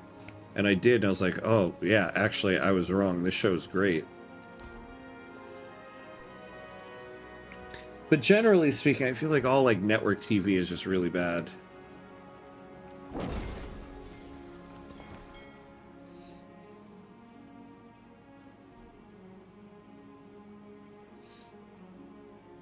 Ryan Reynolds was gifted with sarcasm. Never seen anyone so naturally sarcastic. Yeah. Which is funny because when you watch like Welcome to Wrexham, and so it's a documentary, and so you're just watching him just be himself, you know, as much as you can be being filmed. He doesn't seem like a very sarcastic person. But I guess he just really knows how to deliver some sarcasm. I try to avoid celebrity drama. Yeah, I get enough of that following politics. Well said, well said. Yeah, I'm not really into like celebrity gossip and stuff like that. Like, I remember when that like Johnny Depp Amber Heard divorce thing became like such a national news. There was like, can you believe blah blah blah blah blah? And I was like, I've missed a lot of what happened here, because at the onset I was like, oh, it's like a celebrity divorce trial. Like, I have no interest in learning more about that.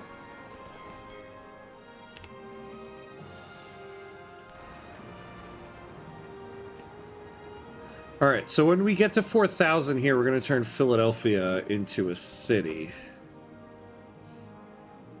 Yeah, king of the beer. Exactly. Do you have any interest in the new impression-like games? What is that? I don't know what you mean by that. What are the impression-like games?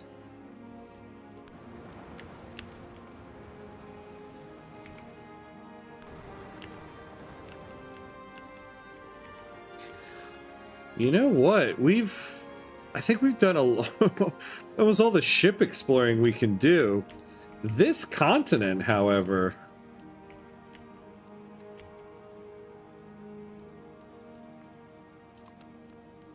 you know, we used to be able to like exchange maps in the game.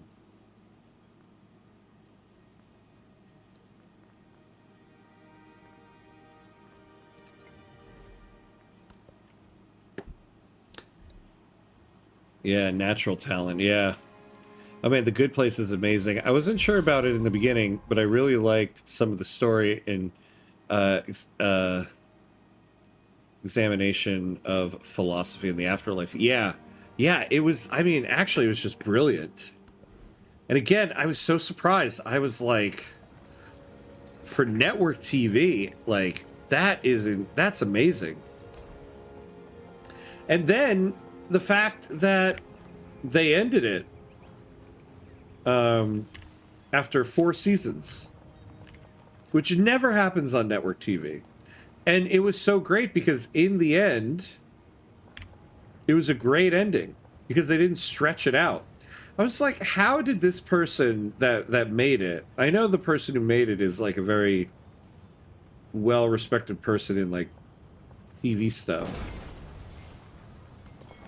But one, how did he get a show like that on network TV? Two, how did he convince them to end such a popular show after 4 seasons? Like, at its height. It's just really brilliant.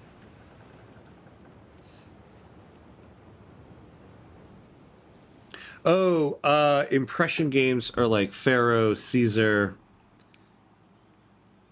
Now they remade Pharaoh and Nebuchadnezzar. Hold on.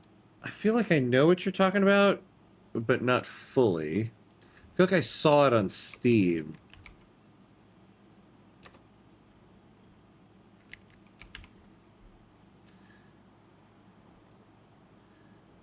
It's not Total War you're talking about, right?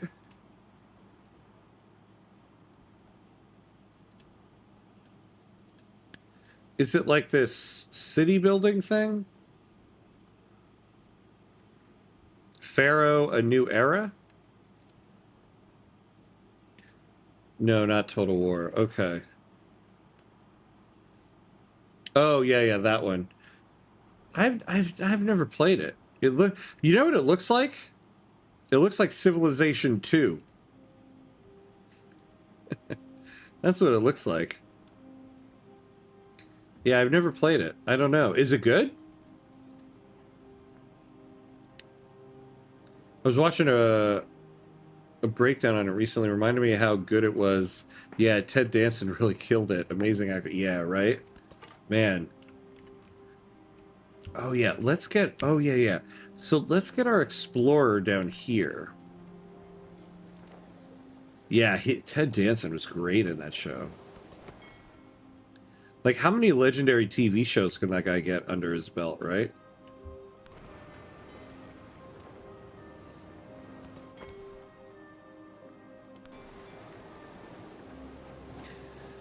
I appreciate when a show ends when it tells the story it wants to tell. Yeah, I'm rewatching Ted Lasso. Yes, same concept. I know they're bringing it back, but I'm open to it. I do appreciate that the first 3 seasons really told the story they wanted to tell, though, and ended well. Yeah, exactly.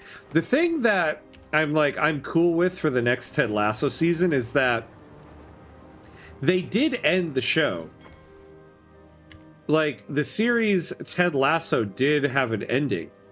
And then, you know, Jason Sudeikis was like, you know, I got an idea for a continuation, and so we're going with it. Or like a new season, and we're going with it. And I'm like, oh, okay. That's kind of cool.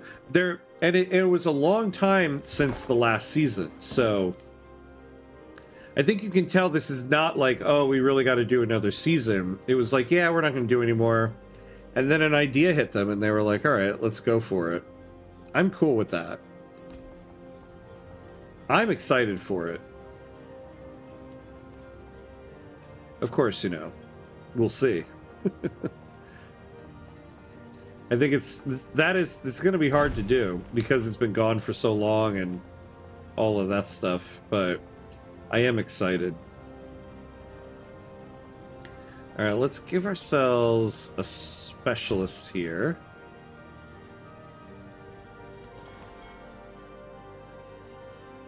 What, you know, hold on though. What are we building? I feel like I haven't gotten the ironworks. How long is that? I need to get more merchants going here.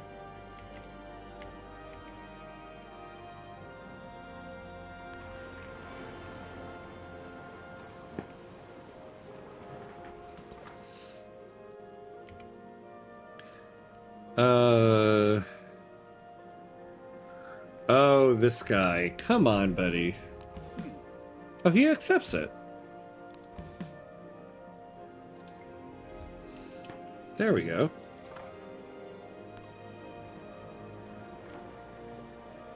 Man, I'll tell you, I wish this music is the music that's been playing the whole time.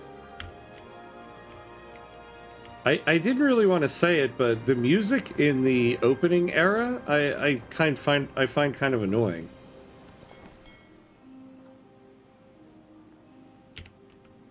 So this one, I do kind of like. You know, I suppose at this point, just automate exploration.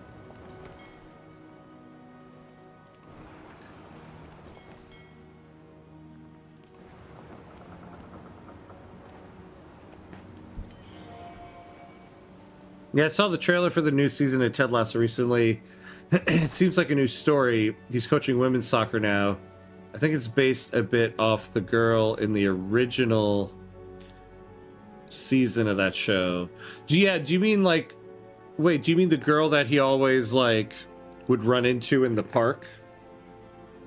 Is that the one you're talking about?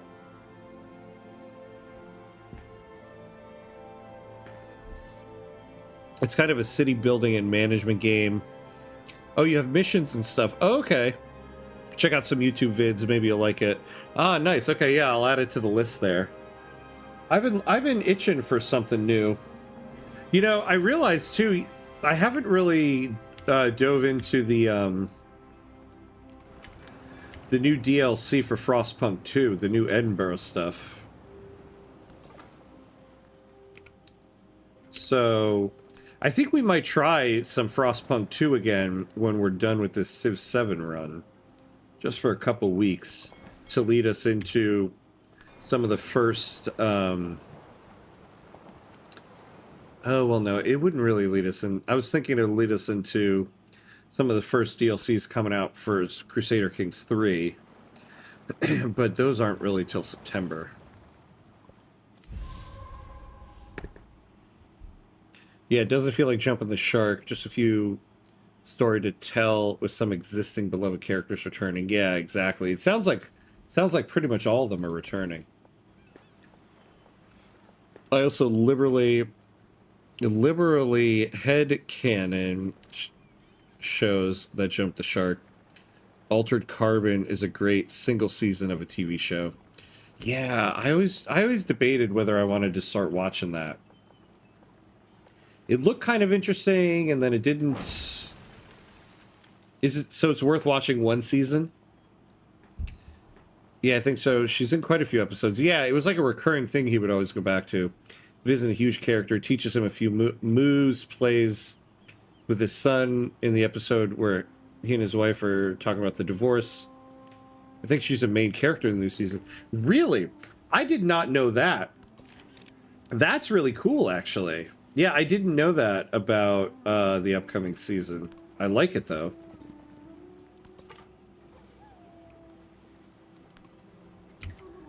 Alright, let's get this guy exploring this whole land. Oh, we can upgrade Philadelphia. So let's go over here.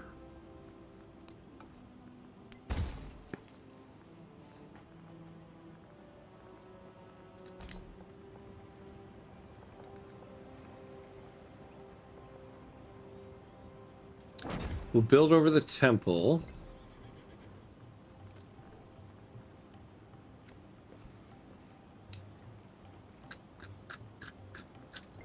All right.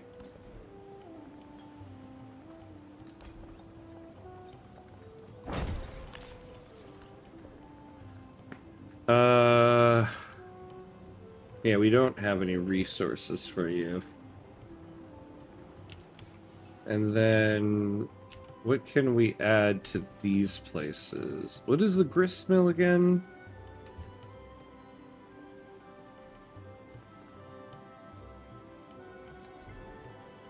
Oh, yeah. We were gonna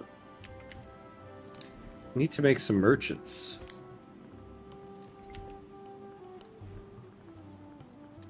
And 2 of them. There we go. Altered Carbon Season 1 is phenomenal. It nails the cyberpunk noir vibe. Perfectly paced. Great mystery story. All around great performances and visuals. The second season is okay, but just did not compare for me to the first. They changed too much, and it wasn't as well written or well paced. Ah. Okay. Ah, that's unfortunate. Oh, did Great Britain move up here? Give us one of our ships. Let's move up this way. I don't feel so bad now that they didn't actually get locked in there.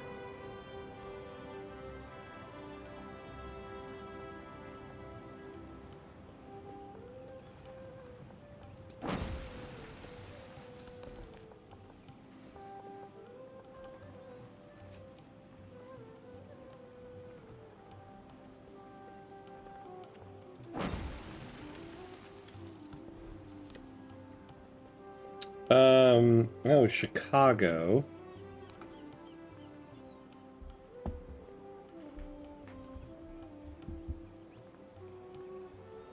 Make Chicago an urban center.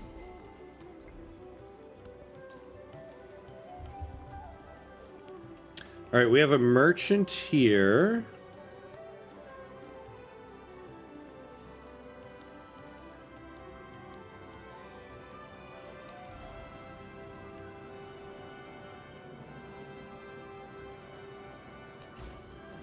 So you go there. Oh.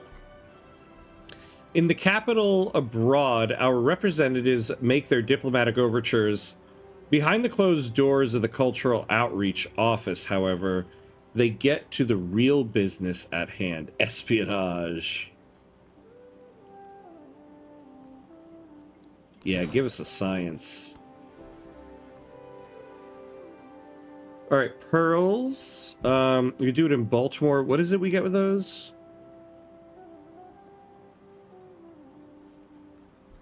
Oh, hey, DeWolfie, what's up, my friend? How's it going? Good to see you. Good to see you. How you doing? Yeah, let's give it here. Food and stuff.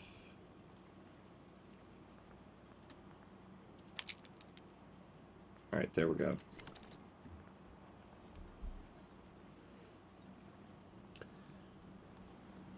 As a heads up, it is pretty graphic all around. Oh, in terms of both violence and sex nudity. It's incorporated well, but I know it's a bit much for some people. Yeah. I don't mind sex and nudity. I don't mind violence. It kind of depends on just exactly how graphic something gets. Like I always think about the show The Boys, right?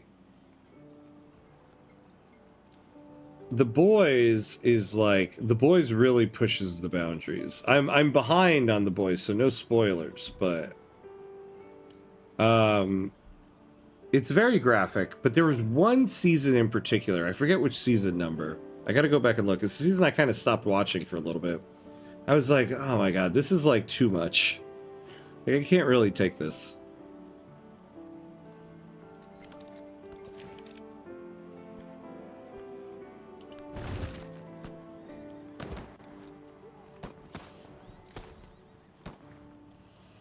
I'm doing well. Today's just cleaning out the truck before my 3 weeks of paid leave start. Nice, nice, nice.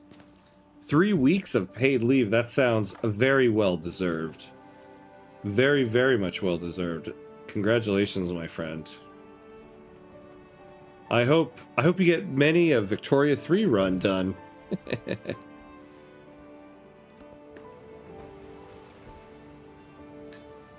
I was just wondering why my monitor suddenly became so bright. Oh, turns out it's the sun. Well, good night. Hope the birds are not singing too loud. Oh boy, Super Frank. Well, thanks for hanging out, my friend. Always good to hang with you. Sounds like you're gonna need some rest.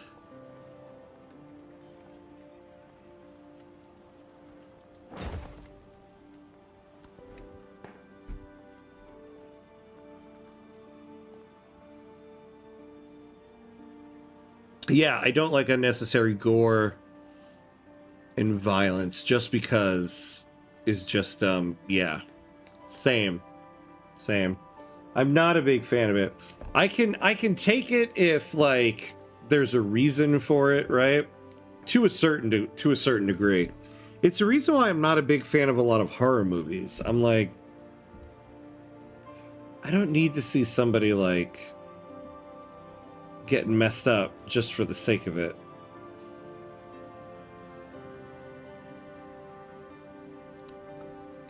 All right, let's make a factory town here. It's just 4 a.m. My body would be ready for a random Haiti versus Uzbekistan match. Nice, nice. Yeah, 4 a.m. Might as well stay up at this point.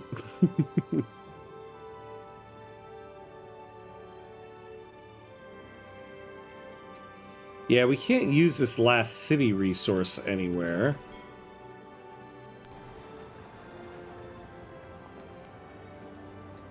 What's the chances you're going to give me open borders? Oh, you did do it. Someday you won't hate me so much, Ada Lovelace.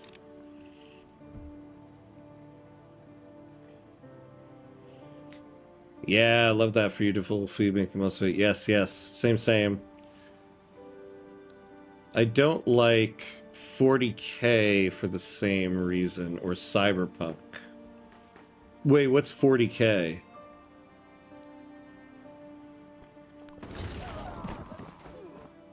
Yeah, I have to say, I really tried to get into the game Cyberpunk.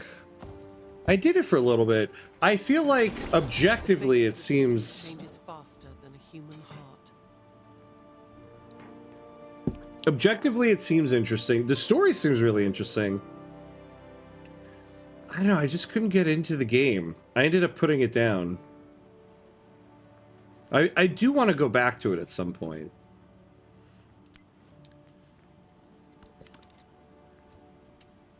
Your action, Steel Technological Advancement, was discovered by Ada Lovelace. Uh-oh.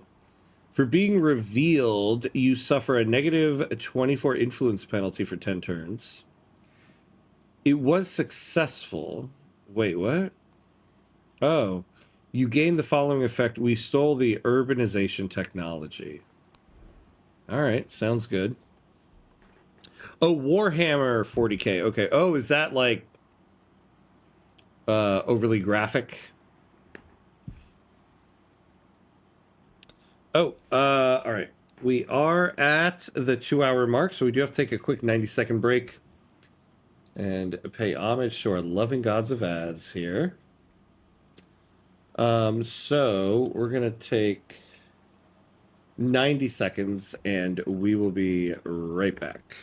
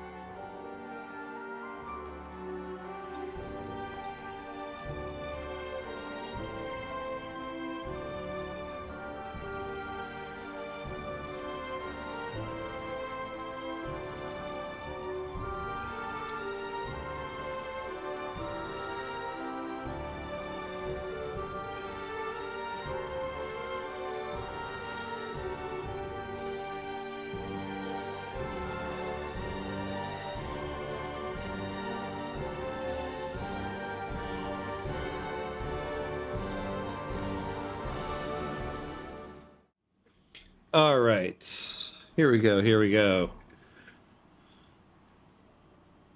I'd say it's comparable to Altered Carbon, but I feel like The Boys makes it more spectacle. Altered Carbon uses it more effectively as part of the world building. Okay, yeah. Yeah, The Boys seems like that kind of like it's over the top to the point where they're trying to make it like farcical. Now I need to go to a birthday party tomorrow. Ooh, okay. Well, today. And I cannot skip that. Otherwise, I would not see anyone of this friend group the entire year. Oh, and I'm supposed to be the barbecue master there. Oh, no. Oh, man. Oh, considering I took the break, I imagine maybe we might have missed you. Well, that sounds awesome, though. It sounds like you have yourself a good Saturday lined up there, my friend. I hope you enjoy. It fits into cyberpunk, and there's a lot of good metaphor, societal critiques. Okay. Like, some of the stuff is pretty twisted, but it makes sense in the story and really makes the stakes more tangible. Plus, it's the end of the story for the season that really doesn't tie it all together well, and most of the people get what's coming to them. Nice. I like sci-fi that does that, because to me, like, sci-fi is a genre that is like, I guess you would say created, that is about. And I'm trying to play while think here. To me, sci-fi is a genre that's about commenting on society, and that is the best kind of sci-fi. I really dislike the kind of sci-fi that is like, we're gonna be weird just because it's sci-fi, so like, yeah, whatever. Like, I feel like that's a majority of the stuff you see on the Sci-Fi Network.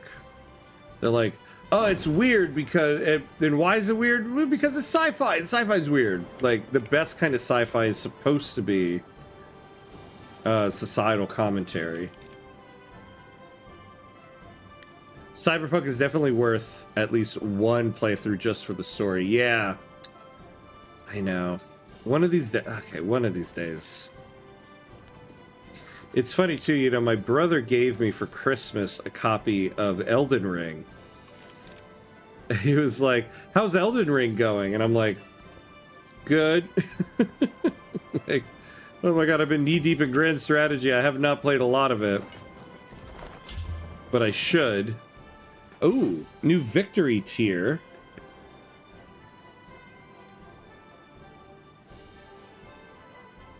All right, we're in the top 3 of military. Maybe we start aiming for military.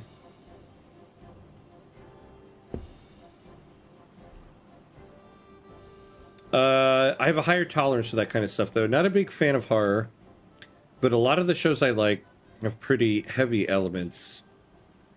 I tried to show Sense8 to my partner once, since it's one of, yeah, my all-time favorites. Though forgot the first 20 minutes, first episode, repeatedly showing a woman. Oh, yeah. Yeah, Daryl Hannah. That's right. Yeah, one of these days I'm going to sit down and finish that show. I want to, just because of the Wachowskis. I think we talked about this at one point. I started it, never ended up finishing it. Yeah, the Wachowskis can be a bit extra with the heavy stuff sometimes. Yeah, they got like that later on, I feel like. You didn't see a lot of it in, like, the Matrix movies. I was about to say, what the next thing they directed after the Matrix was Speed Racer, but I can see why Speed Racer wouldn't be overly violent.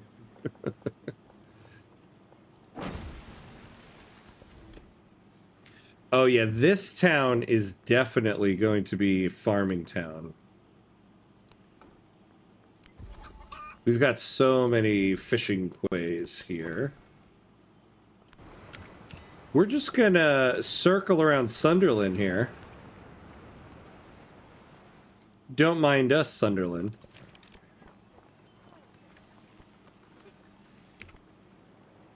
Okay, these little army guys here.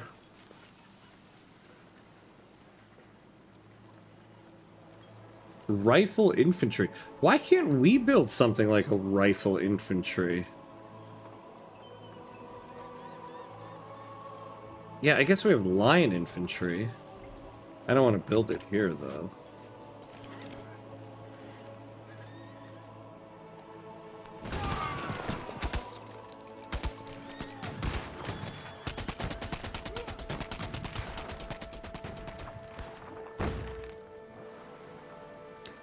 Oh, no, still here. Oh, nice. But now it's time. My solar panels already produce power. That's the final sign. This is a good way.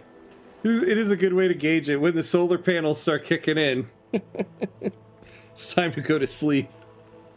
Well, it sounds like you have a good day ahead of you. Good hanging out with you as always, my friend.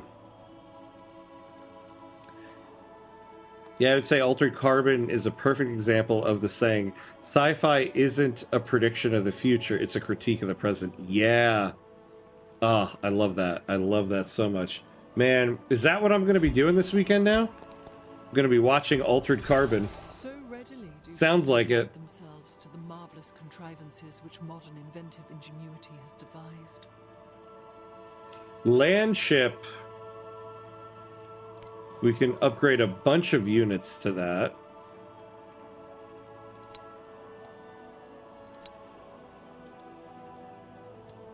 Can we not add that? Oh, it has to be a policy. Oh, okay.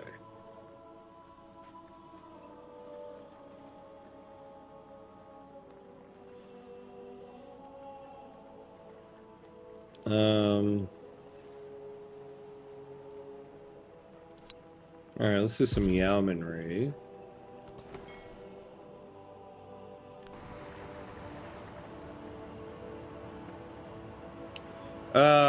I'm there with you. I really don't like the dystopian stuff and utter hopeless that reigns in these games and stories. I'll say I don't mind dystopian stories, but it depends on how the dystopian story is done. I feel like there's a lot of dystopian stories that are good at like they boil down the dystopian nature of it, where they're basically like highlighting an aspect of our current society, right? Like, what if this was the predominant characteristic of our current society? And so you get to explore that. There are some dystopian stories that are just like, it's dystopian so that the teenagers can fall in love. There is that. Which I don't, I'm not saying all the teenage dystopian stories are like that. Some of them are very good. But I don't mind a dystopian story, again, if it's being used to comment on present society. And some of them do that in a good way. And some of them don't.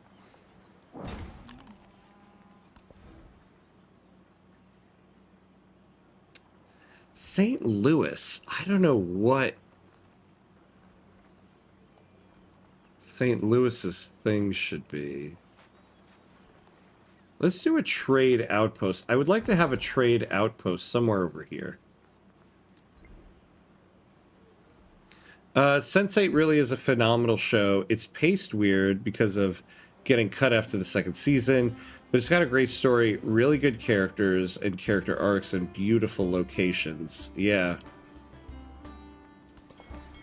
Yeah, I feel like what happened with Sense8 was that, it's a Netflix show. There was a time when Netflix was like HBO,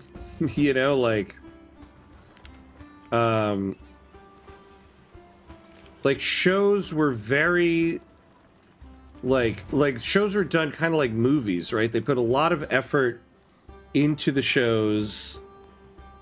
They weren't just making shows for the sake of making content. And I feel like Sense8 was one of those shows that happened around that transition at Netflix, where they went from making not a lot of content, but quality content, to we need to just churn things out so that, people have stuff to watch in the background while they vacuum their living room. And I think Sense8 suffered from that because it was one of those shows that was supposed to be like quality content and not throw it on in the background while you vacuum your living room.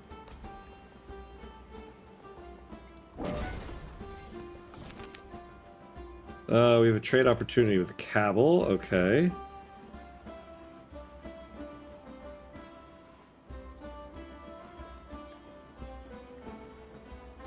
You know what we're gonna do? We'll throw this in New York, and then we can throw this over here.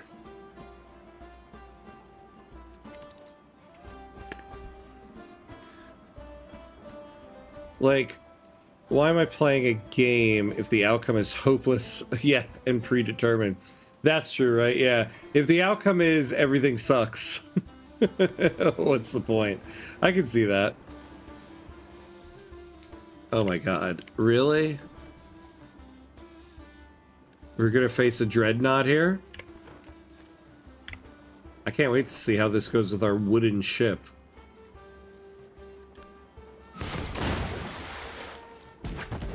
Although it sounds like we can upgrade a lot of these ships. To a dreadnought. Oh, yeah. I haven't seen Speed Racer. Need to check that one out. I forgot that was the Wachowskis. Yeah. I mean, I would say it's not, you know, I would say it's a kid's movie. They made a kids movie. Imagine like a Wachowski's kids movie. That's what that is. So it's one of those things where it's like, it's fine for what it is.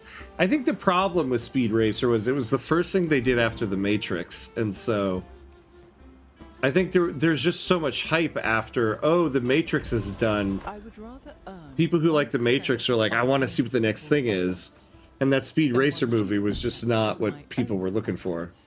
But I would say, objectively, in general, a Speed Racer movie, I think it was, you know, was done pretty good, pretty well.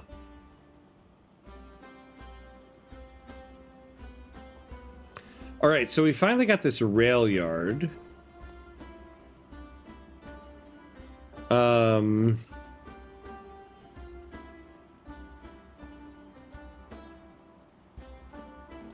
Yeah, we'll add Constitution in there.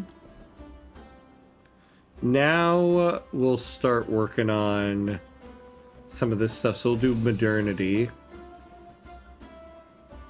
I get that. I'm hit or miss with dystopian stories. My life was pretty rough growing up, so stories where it's about navigating and overcoming that always stuck with me.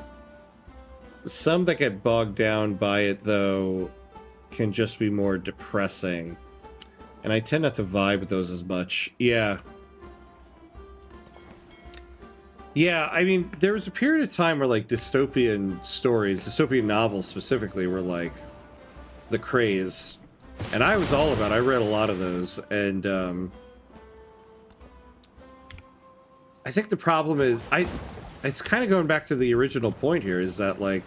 I think the problem is some of them were dystopian just, you know, because it's sci-fi, so we can be weird. And some of them were, like, insightful in commenting on present-day society.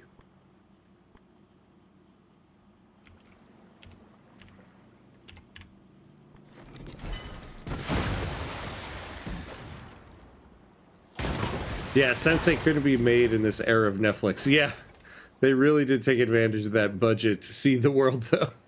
Nice. Good for them. Good for them. Yeah. Yeah, you're absolutely right, though. A show like Sense8 would never be made in this current Netflix. And I think the problem was, after their first season was released, the current state of Netflix had just started.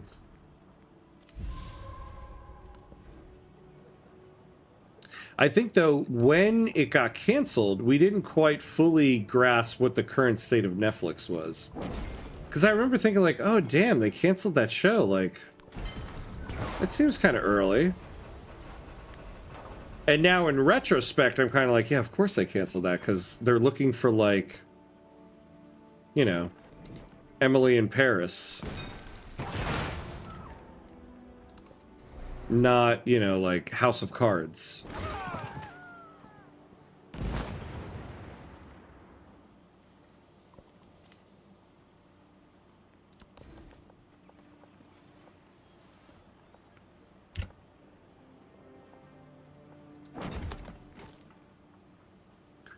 All right, town focus available.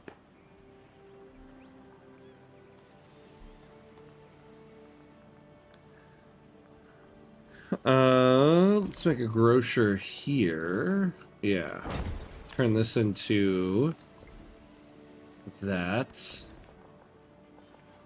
We can grow the city.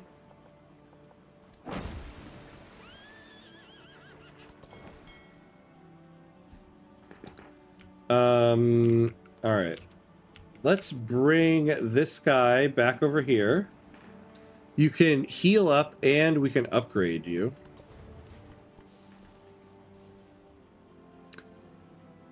I think at the time, Netflix was going for a kind of bait and switch where they would give shows budgets to get people hooked.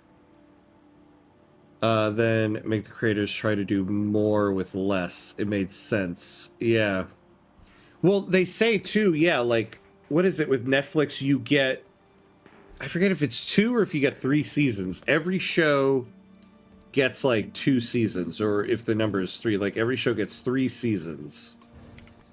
Because they want you to like, they need content, but they also don't want to like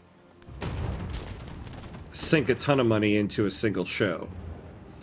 I forget, I was reading something about this once. I was like, oh my god, this totally makes sense.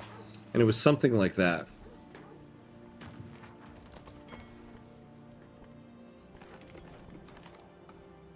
Oh. Wait, what?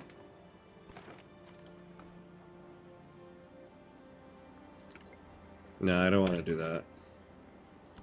We'll wait.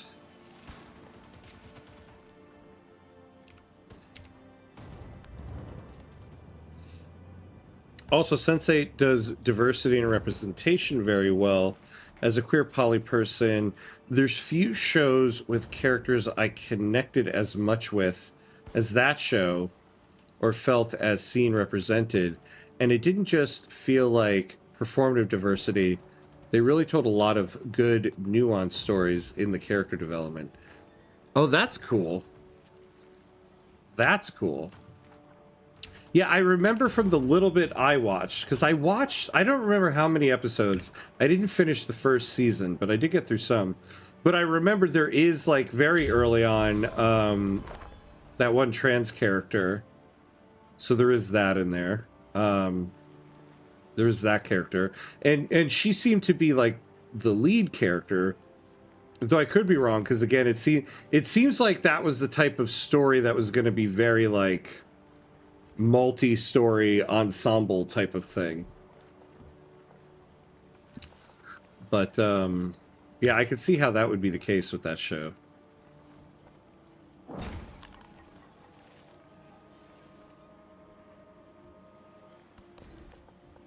God, I gotta go back and watch that show. How many seasons did they end up getting? Was it 2 or was it 3?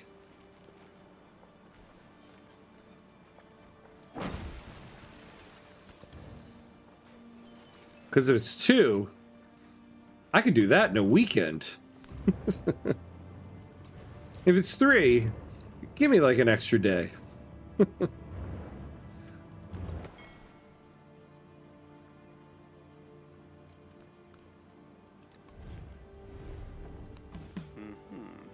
And trade relations. Come on, my guy.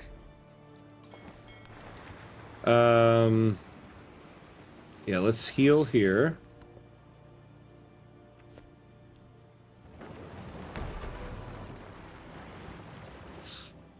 It's a bit of an ensemble cast, but they did do a good job of having a good core group and a really good cast of supporting characters.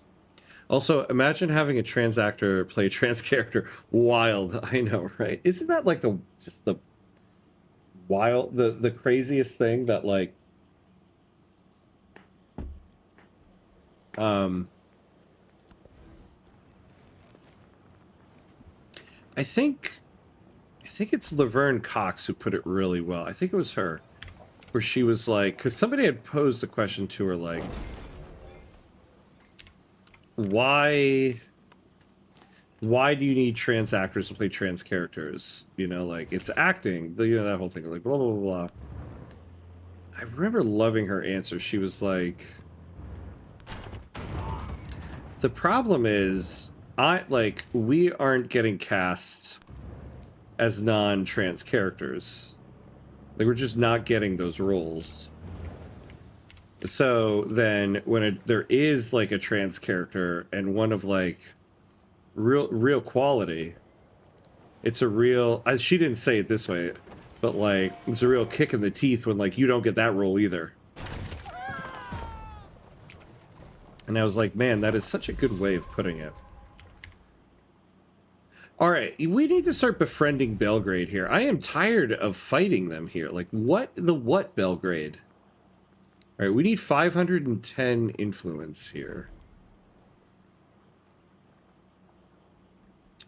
It's 2 seasons, but there's also 2 longer episodes one between the two seasons and one to wrap it up in the end. Oh, that's good. So they did get to like wrap up the story. It has like an actual ending. That's good. I always worry about that with like with shows. Like I was really into that show Mythic Quest on Apple TV. It's a fantastic show. Anybody who hasn't watched that show, you should watch that show. And that show got canceled.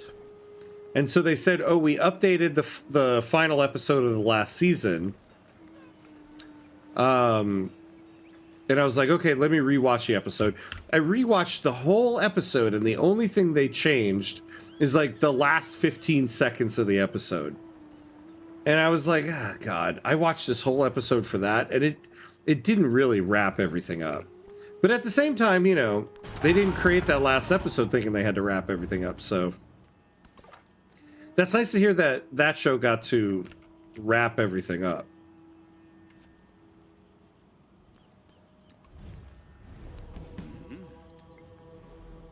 All right.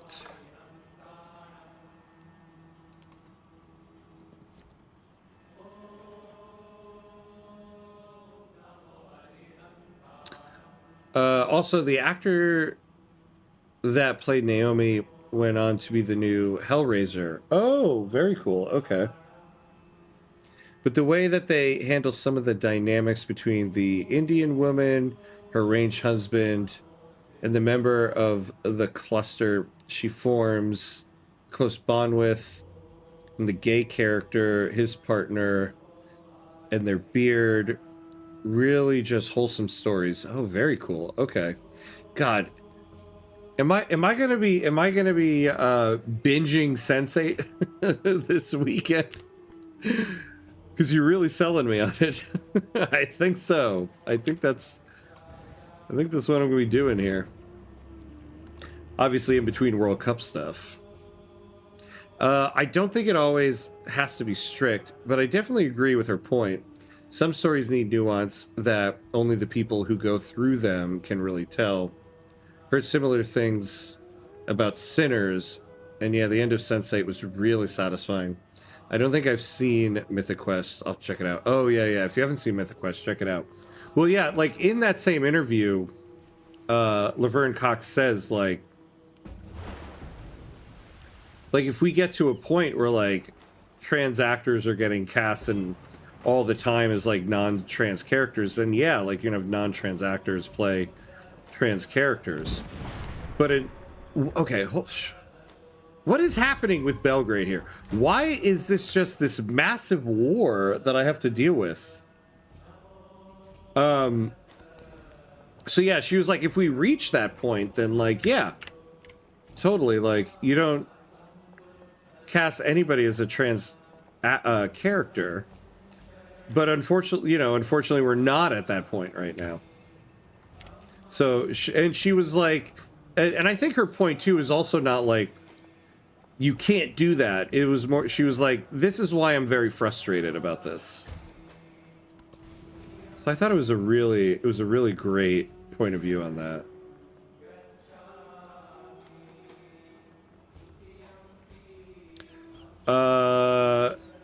Why can't I heal this one?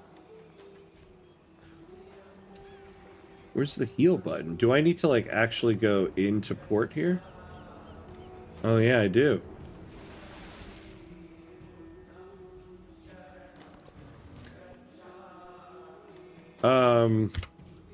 But yeah, Mythic Quest is a great show. The basic premise is it's about a video game company. And this like MMO they're making. And it's funny because basically they they base the whole thing on Ubisoft. Ubisoft is one of the producers on it.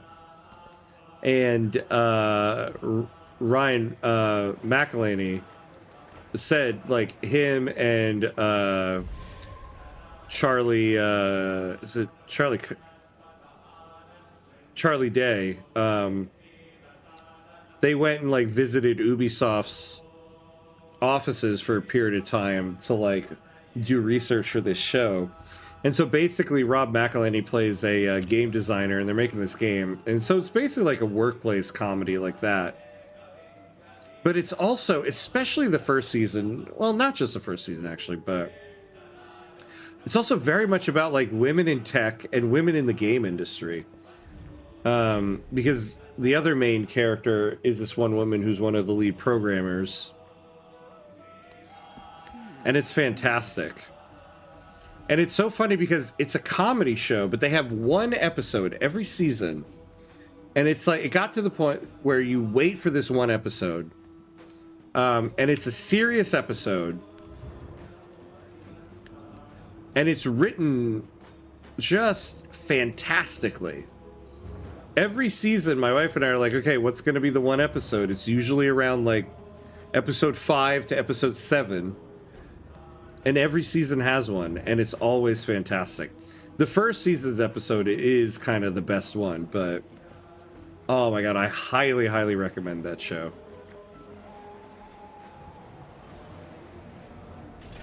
And was Jerusalem builded here, among these dark satanic mills?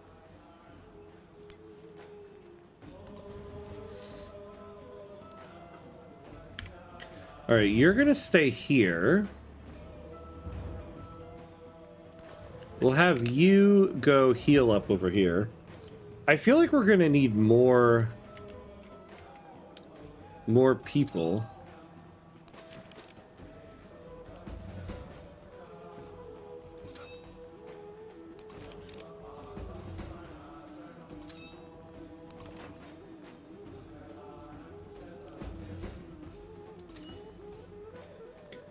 Oh yeah, we got like a lot of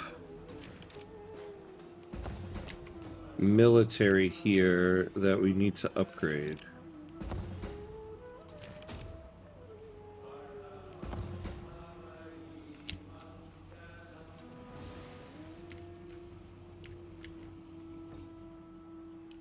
Oh, the dreadnought. Wait, do we not have...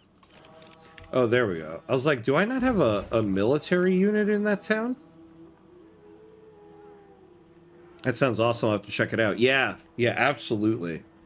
Absolutely. I think you'll love it.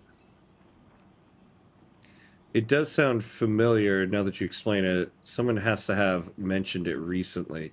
Yeah, it maybe. And like, unfortunately, it got canceled after there's 4 seasons. And I will say, you know, where it got canceled, it's not like the series had ended on this massive cliffhanger. And so it's like, oh my god, we're never going to get an ending to that. You know, it's fine where it landed. But it's just too bad because it was such a good show. And I don't know, I kind of got the impression that Rob McElhenney didn't necessarily want it to end.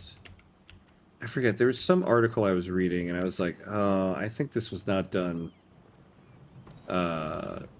mutually between him and Apple TV.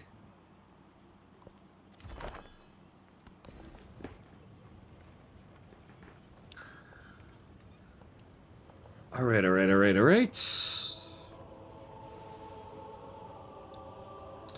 There's no resources we can take here. We can start doing some specialists. All right, we got the Dreadnought upgraded, hired up. Yeah, let's just kind of open up the map up here.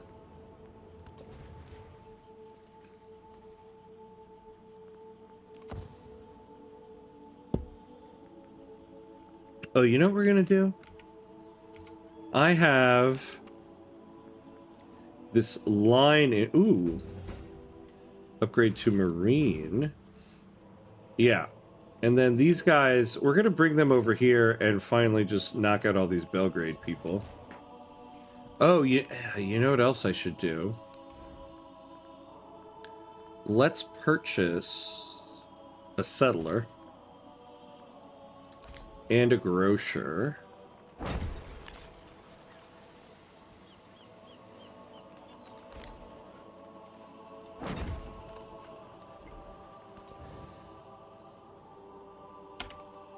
We'll hold off on that until they can get some backup.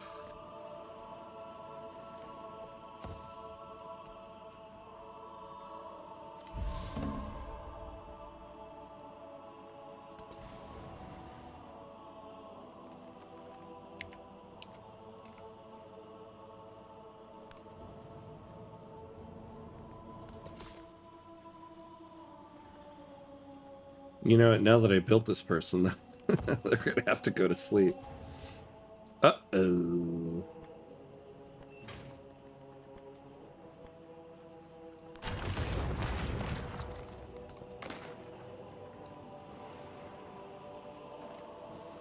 All right.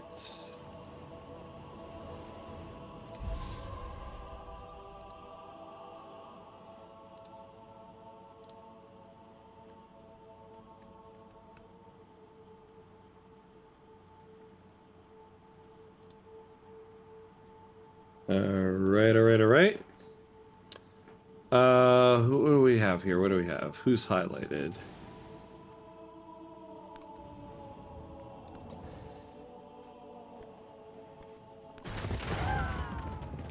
Oh, you know what? And there's a ship over there.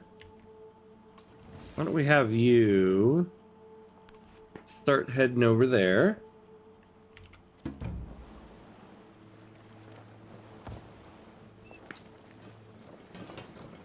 In the Enlightenment, what does not add up in numbers becomes illusion. Ruh-oh.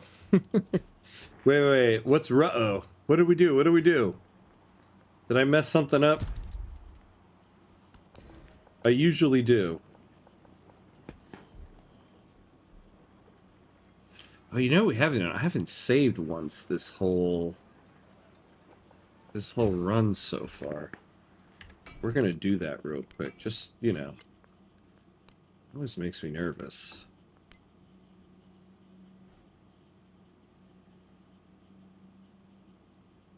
Oh, I started Space Empire in Stellaris. Hell yeah. Go for it. No ruh-oh about that. Sounds like you're in for a fun time.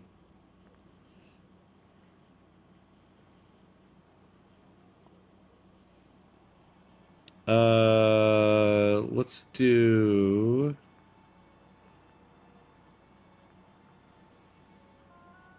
Statue of Liberty. Gotta do that. You know where we're gonna build that Statue of Liberty. Maybe this weekend I'll finally get back to Stellaris, right?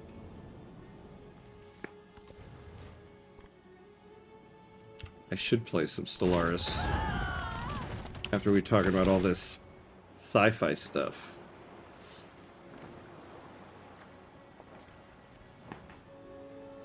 Who am I kidding though? I'm probably gonna end up playing a whole bunch of Vicky 3. Oh man, this guy's done. So they built the steel mill. Let's build a rail yard. Oh, this is interesting. They're basically just telling me build it here. Seriously, trust us. Build it here. All right, will do. Will do. You should. Yeah. I think I've talked about this before on stream. I find it so weird that, like, Stellaris isn't, like, my favorite game. Because I absolutely love, obviously, I absolutely love grand strategy games. I also love sci-fi. And I love anything to do with space. Oh my god. We're at the point in the game where we're just getting gunfire on the stream here. It's like a Call of Duty stream now. Like on paper, that should be like my favorite game.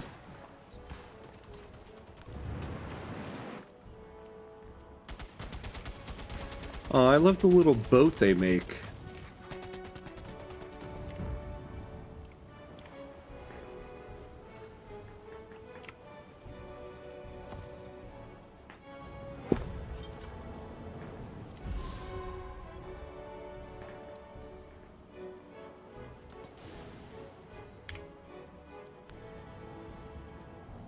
Oh, wow. Okay, so this whole time I thought Ada Lovelace was pissed because I blocked her in over here. But no, she has all this stuff up here. What's she been so pissed at me for this whole time? You got your other cities, jeez. Attacking me and all this BS. Makes me want to attack her.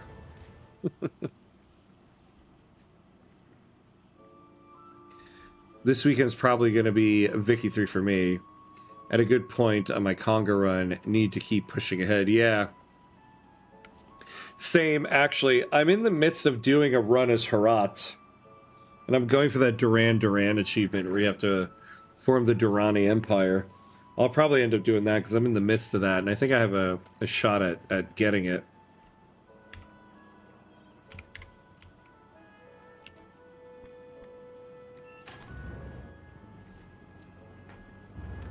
I really do want to try Stellaris. Seems kind of like a strategy version of the Mass Effect world, which I absolutely loved. Yeah, absolutely. I think that is kind of what it's like. The other thing that's kind of cool is, unlike how would I describe this? In like other Paradox games, like in a way it's kind of like Civilization. Paradox games are all recreating history, right? So like you open up Vicky 3, some countries are very far along, others aren't, based on where they were in history. And it's like that in EU5, it's like that in CK3. Not Vicky 3, Stellaris is... It's a grand strategy game, but it's taking place at the point that people have discovered faster than light travel.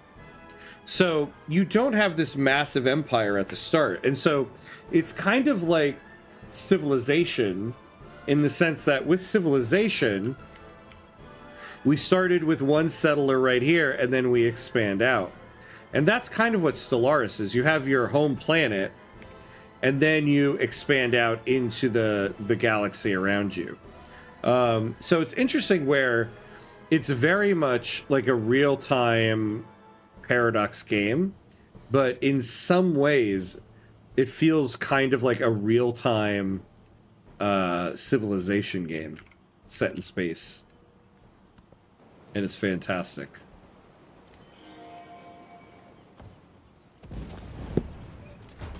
Oh, nice. Yeah, I haven't tried that area of the world yet, but I'm wanting to try a Persia run.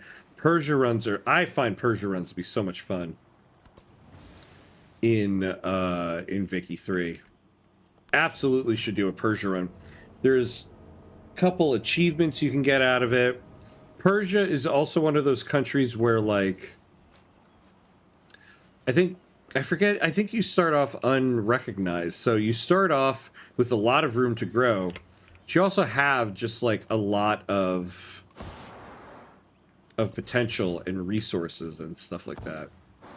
So yeah, definitely should do a Persia run.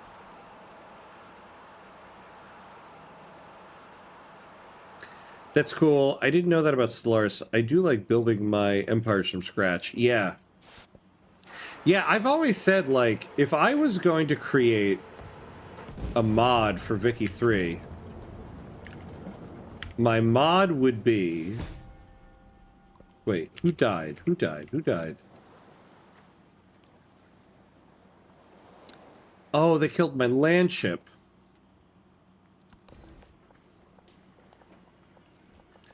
If I was going to make a mod for Vicky 3... The mod would be... I would love to try making one where every country starts with one location.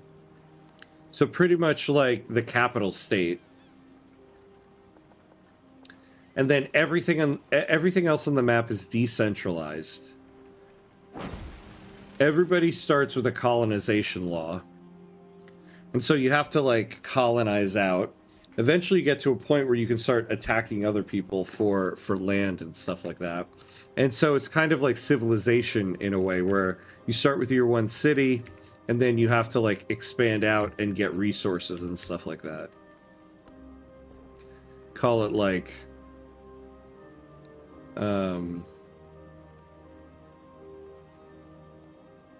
victorization.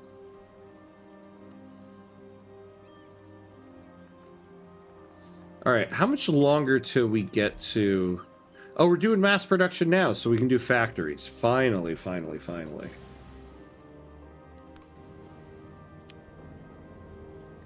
Persia is the one you start out without any wood, right?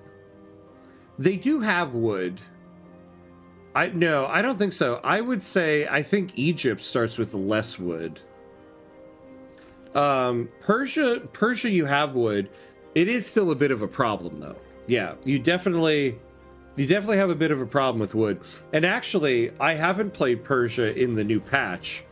Given what you need to do now with your shipyards and shipbuilding and stuff, yeah, I wonder if it would be a bit of a problem. So you do have some, but not tons. I'm starting to run into that problem with my Herat/Durrani Empire run. Not a lot of wood. Yeah, we're going to take the science once again. Yeah, that would be cool. Like an older style of strategy game. Yeah, I got to do that. I got to figure out how to make a mod. And that's what I want my mod to be.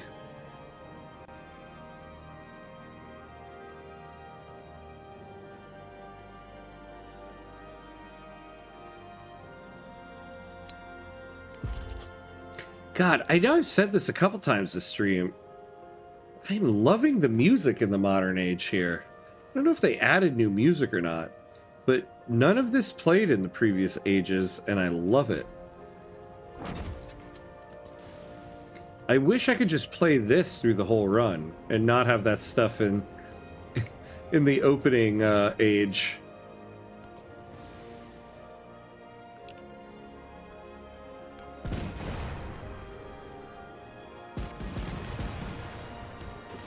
Okay, yeah, I remember that being one you mentioned, really needing to figure out trading for wood early. Yeah. Yeah, for sure. You have enough wood to get like your construction sectors off the ground, but I have a feeling now with all of the new necessities of the shipyards, you're probably gonna need to get yourself some good wood imports. Rut-row. Oh boy. Our poor little ship right here. What is happening? All right, Cleveland, can we get a ship out of you? What's a better ship? Yeah, the Dreadnought is better.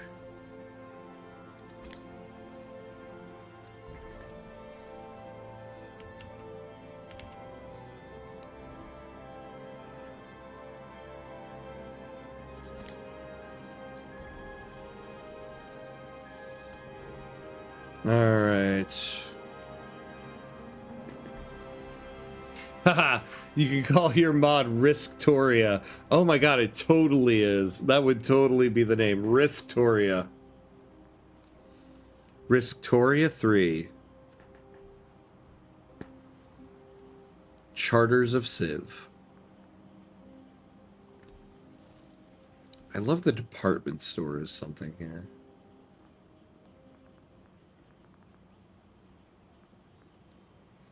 Oh, what is this?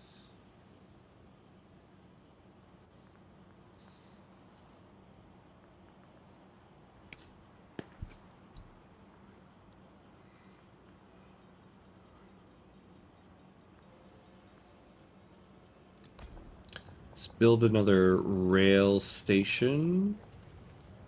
So do we want to overbuild the dungeon,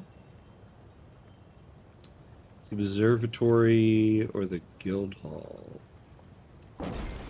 We'll do that one. Wasn't there something here about how many rail stations we built?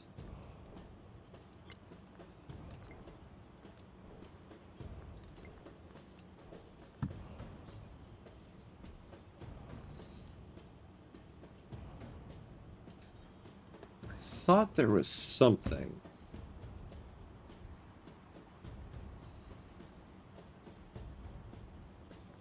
Oh yeah, have 12 rail stations. Look at that, +3 GDP per turn. We could use that. I thought we've been building rail stations left and right.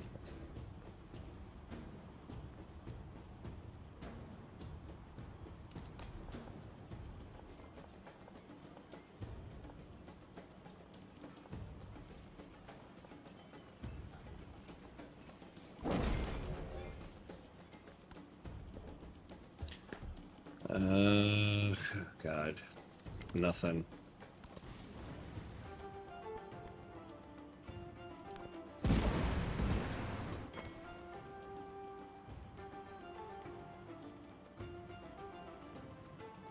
Oh, come on. Open borders once again.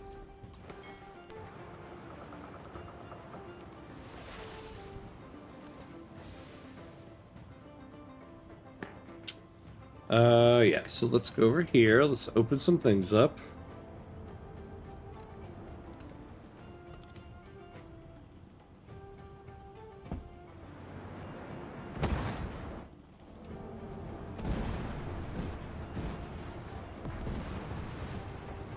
Ah, man, they sunk our battleship.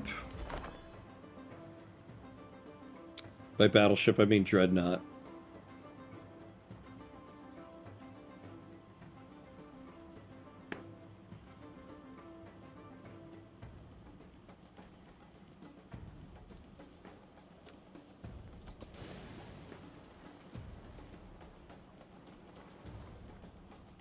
All right, well, I got you over here, so you come around this way.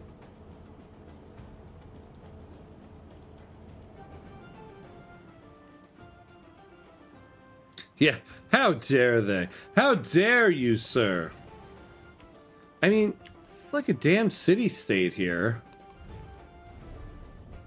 Oh, so next turn we'll have enough influence to start befriending them. So hopefully. But you start heading this way.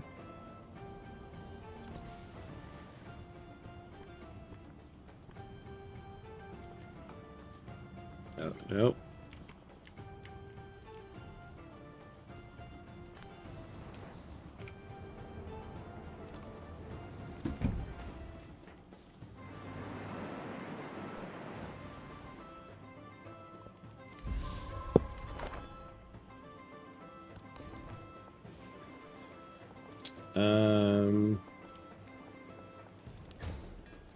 Well, let's make some specialists. I guess we can't build walls anymore.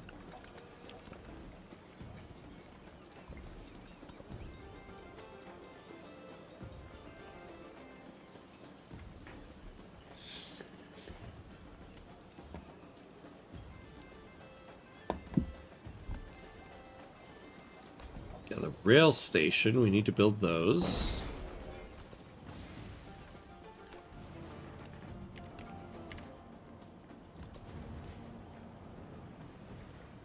All right, we got a land. Wait. Okay, I wasn't crazy, right? There was the British city here. What happened to it? Did Belgrade, like, burn the city to the ground? They really aren't messing around, huh?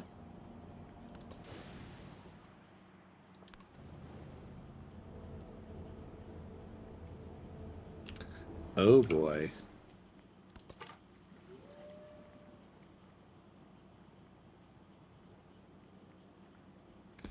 Oh, did I lose open borders with these guys.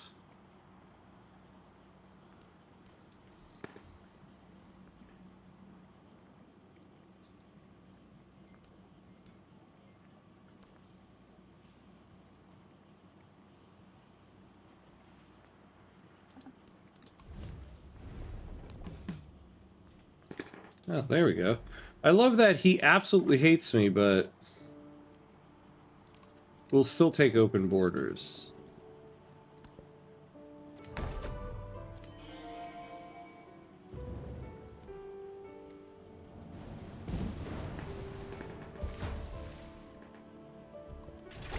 Just as modern mass production requires the standardization of commodities, so the social process requires standardization of man. Nice. Let's get our factories built. Ooh. Well, first let's finish off urbanization. Let's go to the capital.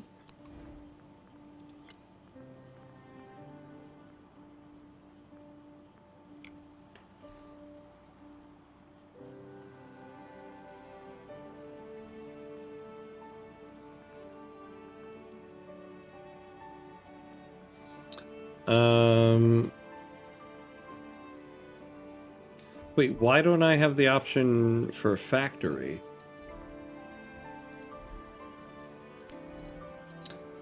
So let's see.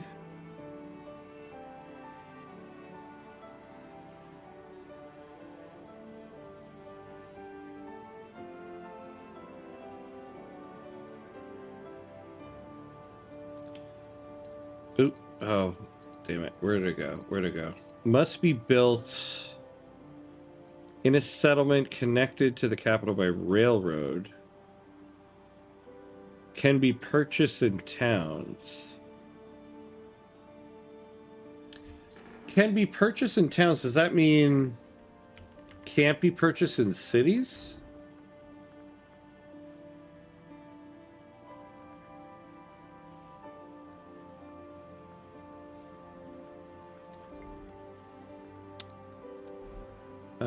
What's happening here? We have mass production. We can build a factory.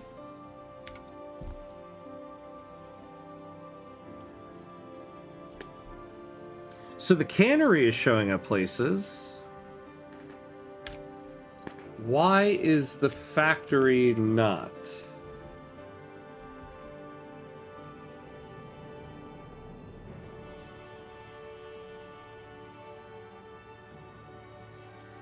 Oh man, you know, I'm kind of an idiot.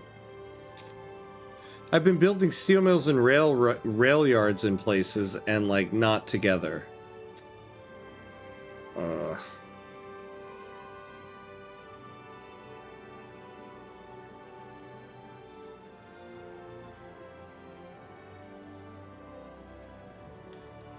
Why though? Why though? Why though? Why can I not build a factory?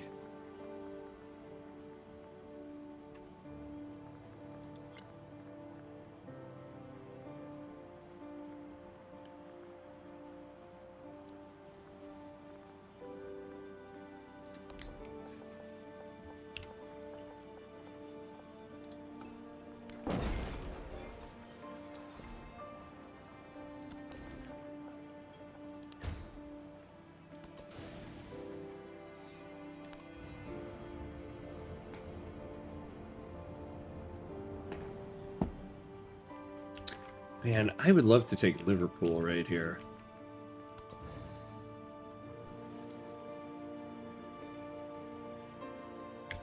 You know, whatever happened to... Oh, I never sent this person over here. Oh, you know what I should build? Prospector. And then bring this into the settlement.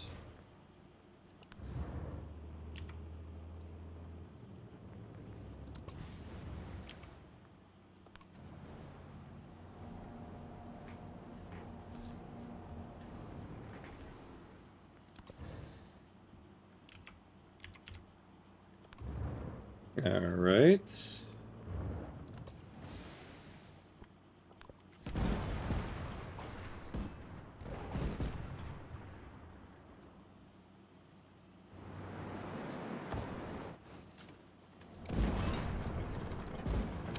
Oh boy. Oh my god, there's 4 dreadnoughts from this place.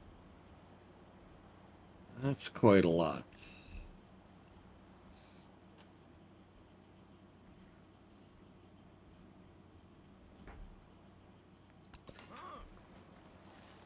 The prospector, go this way.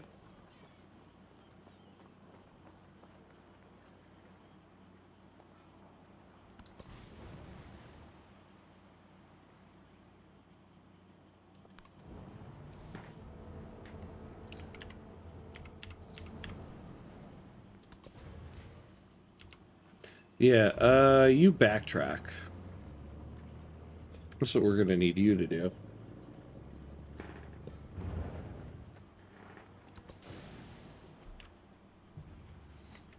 Now, do I want just that person going? I think we need another ship.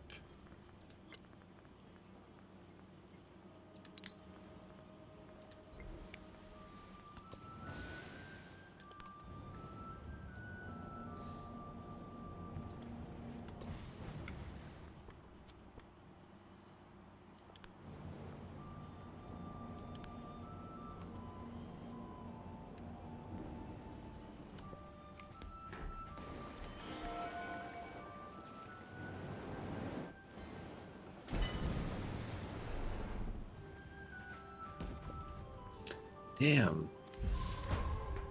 I need to bring that ship back and upgrade them. I need to get that. And I feel like they're not that far. Yeah. Alright, let's go this way. Alright, Philadelphia just built a rail yard.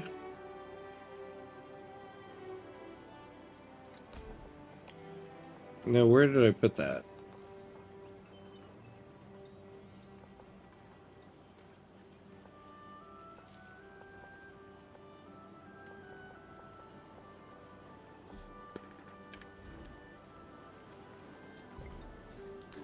Oh, whoops. Where is the rail yard?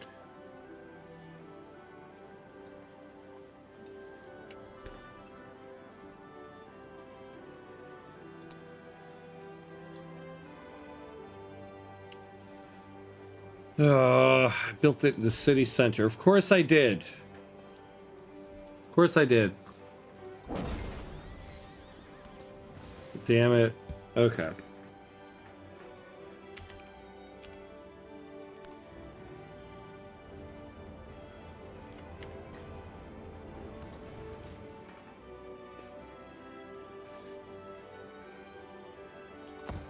All right, you guys rest up.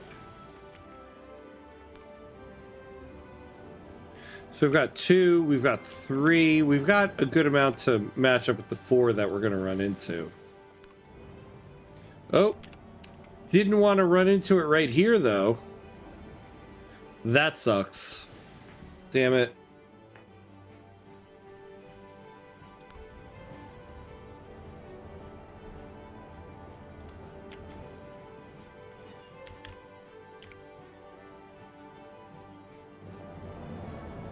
Oh boy.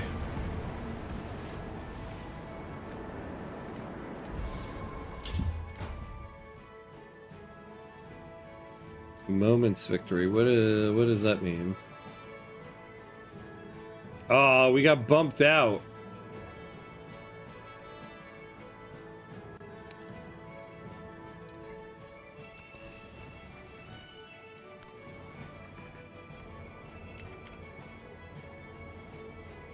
Oh my god, I totally played over the break. Oh man, I apologize everybody. I apologize. I'm the worst.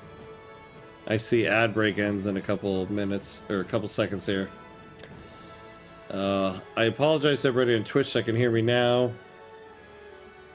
And then those that are on break, I'll do it in a moment.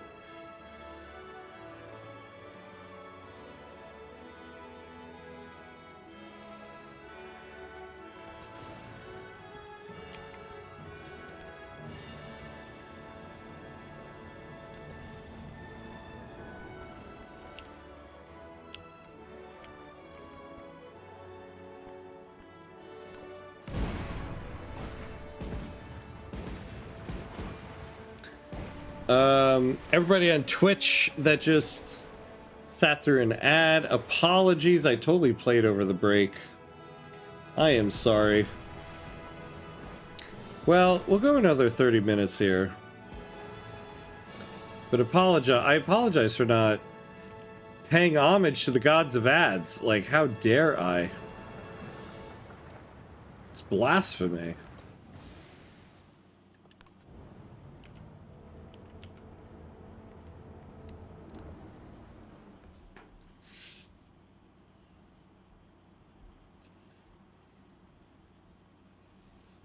Oh, who do we got here?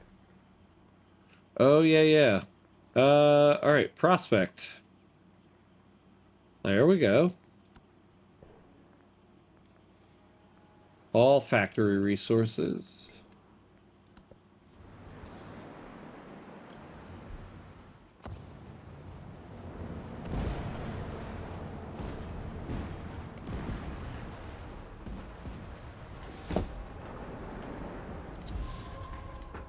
Damn it, man. Belgrade. Oh, I can start befriending Belgrade. I kind of forgot about that. Okay.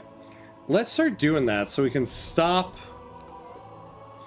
fighting these guys to no end.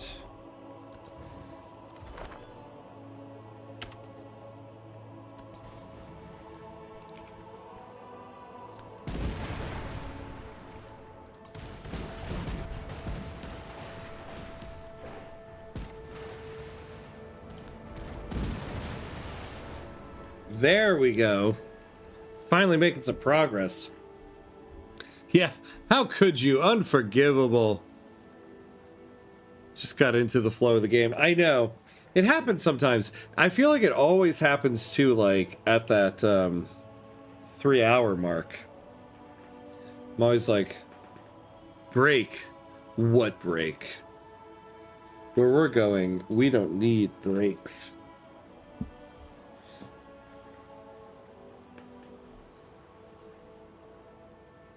All right. All right, so this guy, let's just have him go all the way over here. You just do that.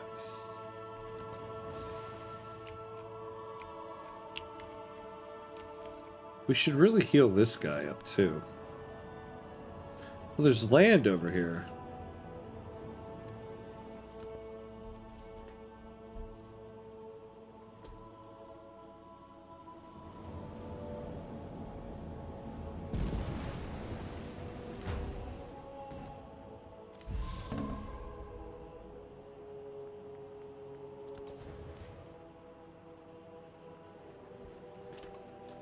All right, that guy can wait.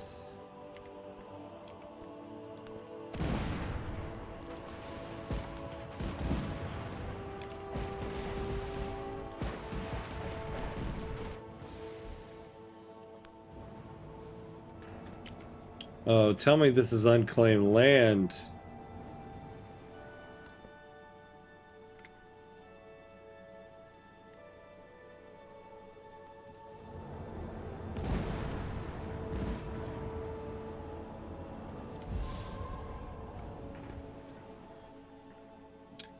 Oh boy.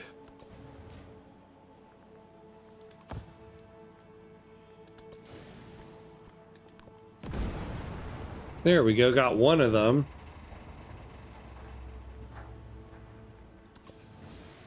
And this guy, you escape.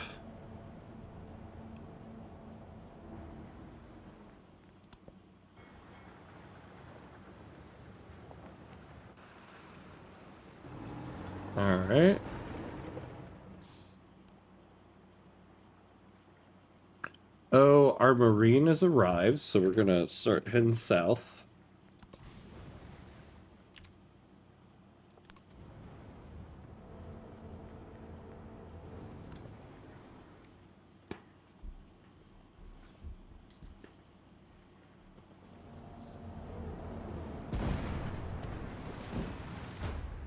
Oh my god, these ships just attacking waves.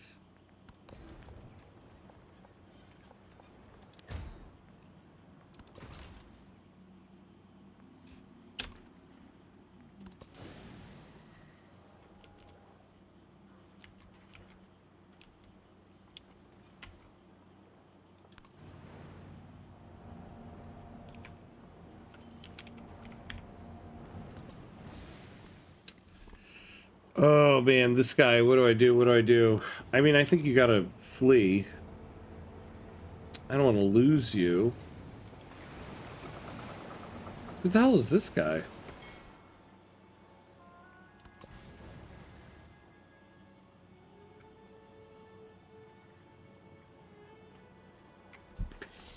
All right.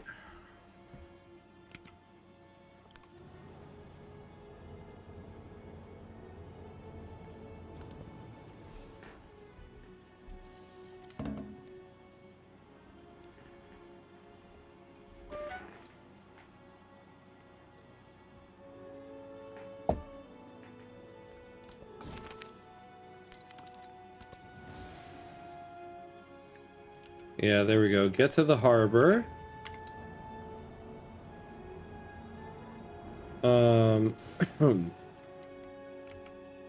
You know what? You too.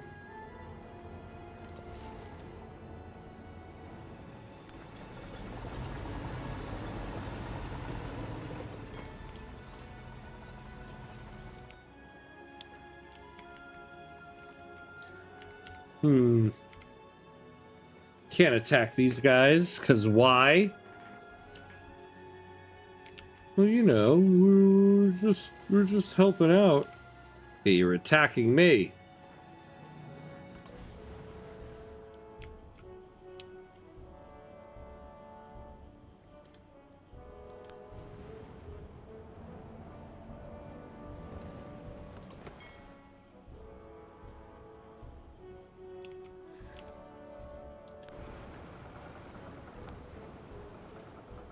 Of course, the other ships are nowhere to be found now.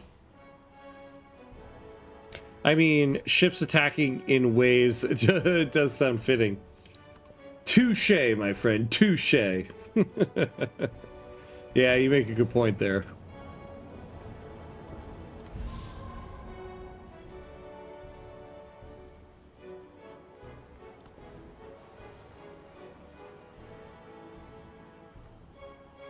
All right. What do we want to do here?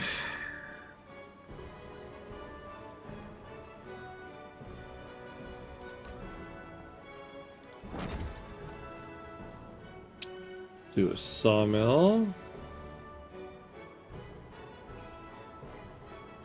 I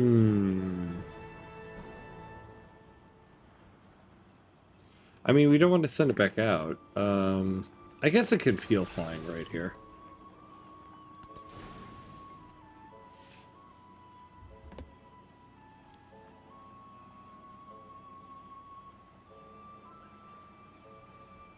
All right. And you...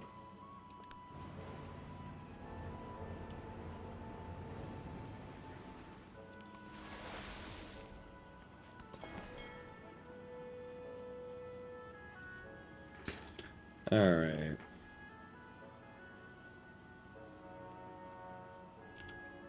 I wonder, we'll send this guy up this way and see if we can upgrade him.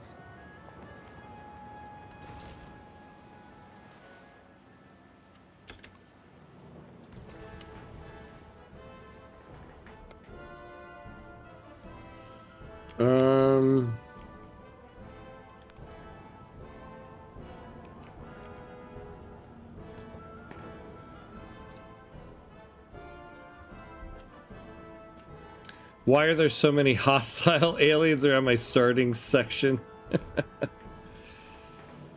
Because it would be a paradox game if there wasn't unneeded difficulty.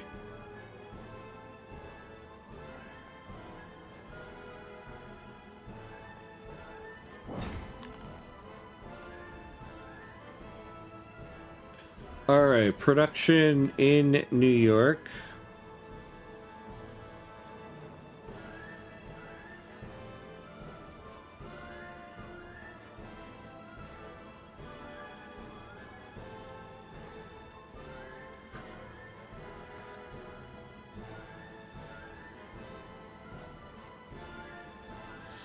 I don't know here. What do we want to do?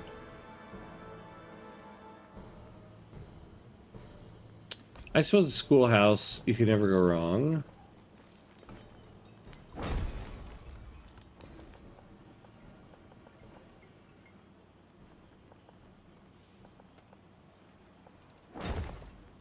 All right.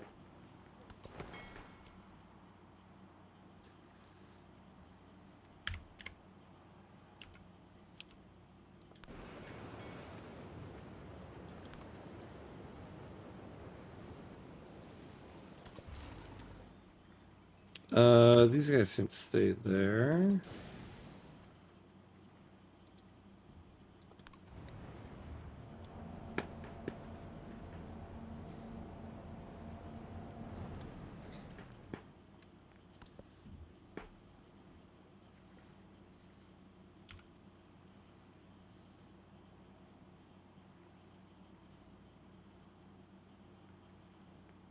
All right, what do we got?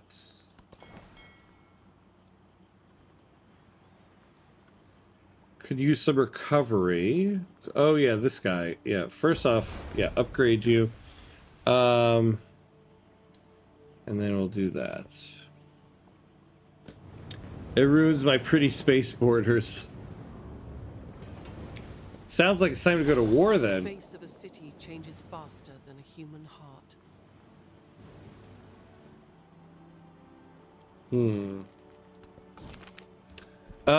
Urban life draws more and more citizens into its orbit.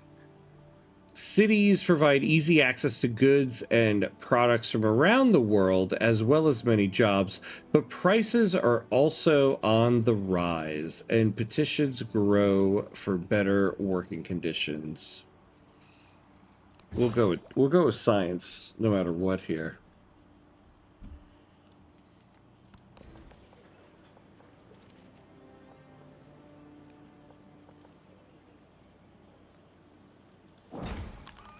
Let's do that.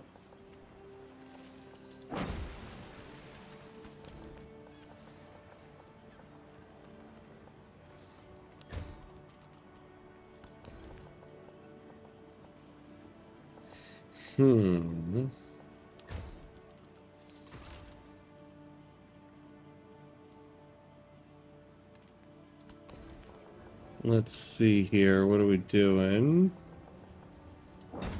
Put that there.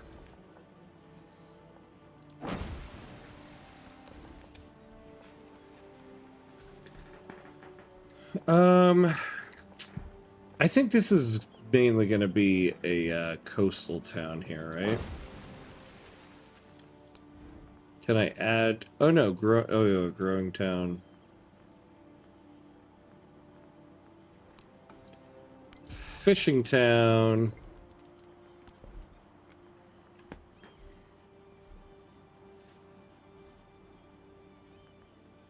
Yeah, let's go to flight.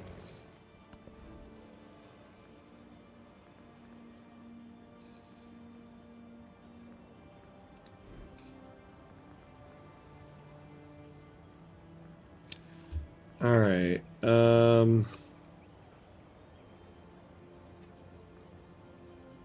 We need to build the steel mill. We need to find out where the rail yard is.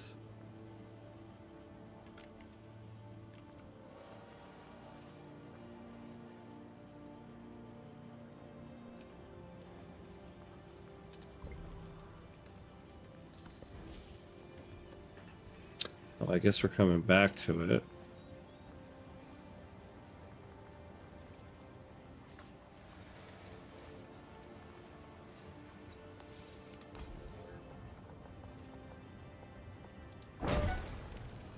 There we go.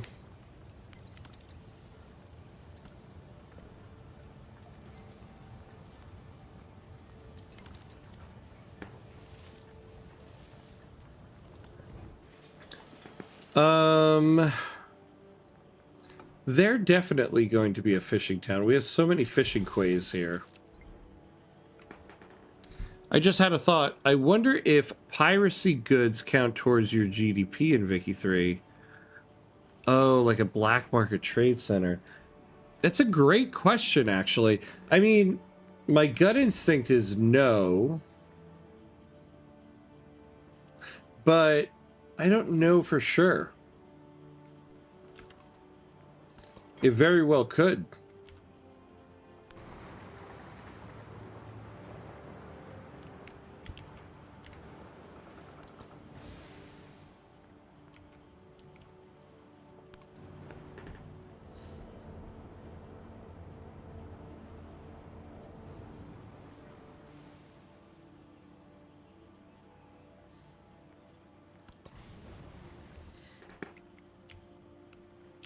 But now I want this guy to return home.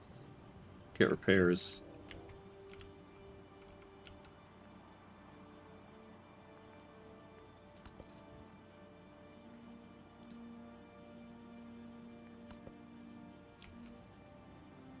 Alright, you just go down this way. There we go.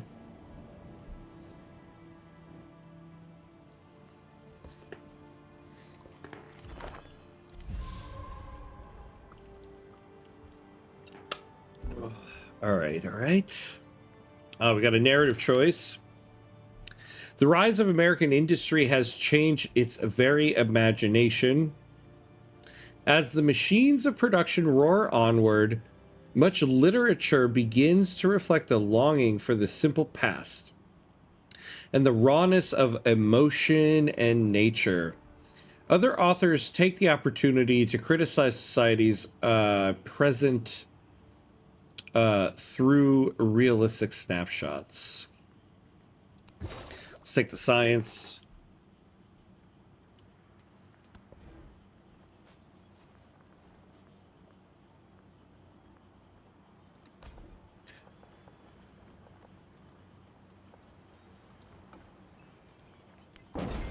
Yep. Put it there. And grow the city. Get some fishing quays.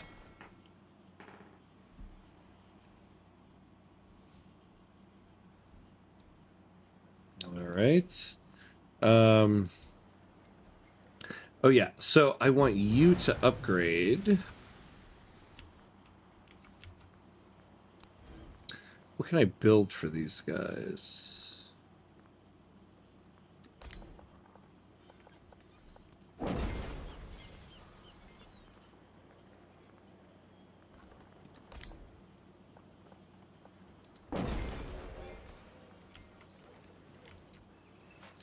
All right, then this town, I can't really do anything.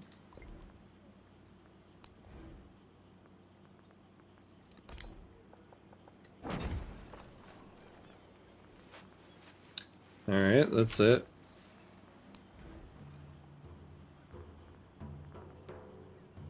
All right. Oh, well. Oh. Wealth flows through the land like a river, offering up priceless nourishment, economic security. Oh, there we go. We get a diplomatic point.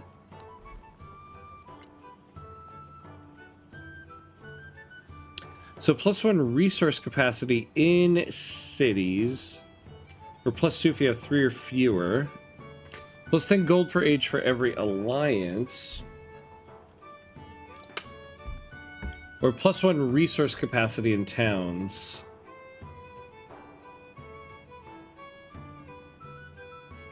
I think we'll take this. We can't do anything with it at the moment, but We will eventually.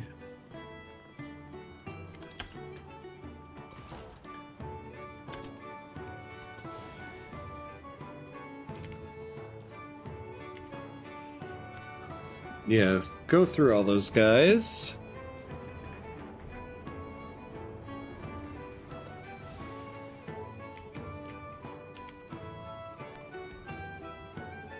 I really just want this boat to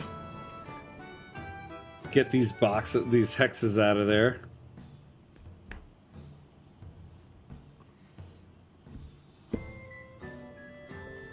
What's good for M&M Enterprises is good for the country. Okay. You know we're going to be building that Statue of Liberty, though.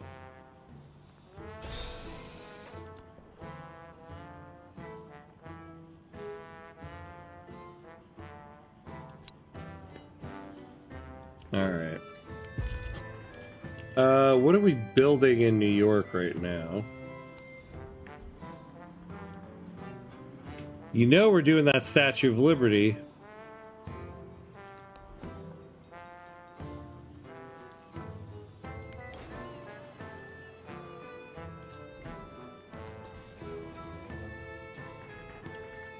Alright.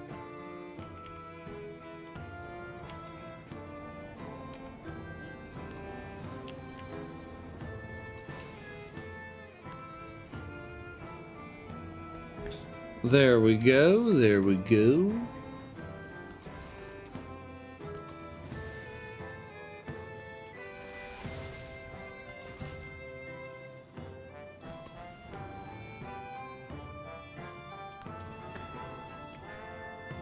There we go, there we go.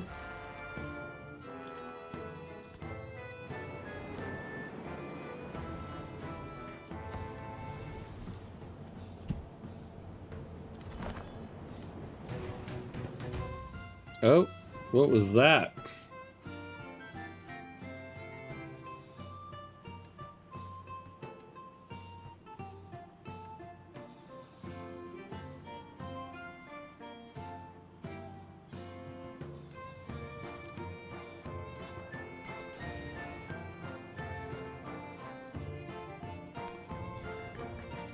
Alrighty, righty.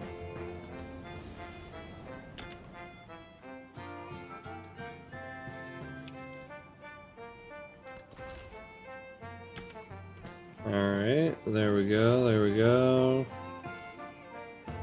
Ah, we got another dreadnought. Yes, you join up with those guys.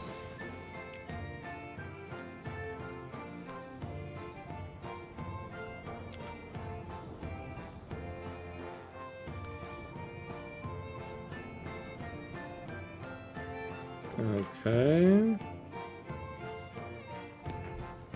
Oh, come on.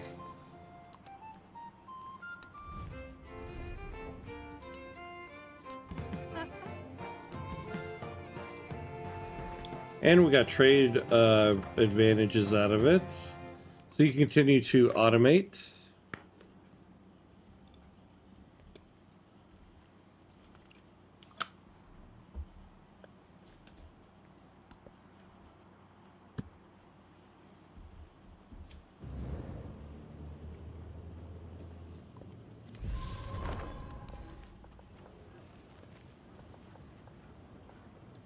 All right, take that. Still can't take anything here.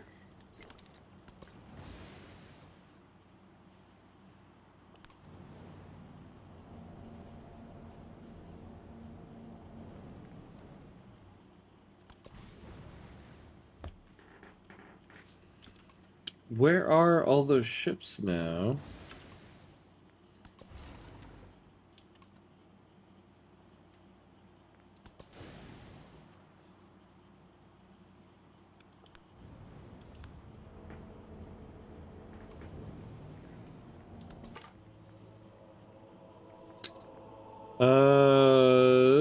Why can't I automate it?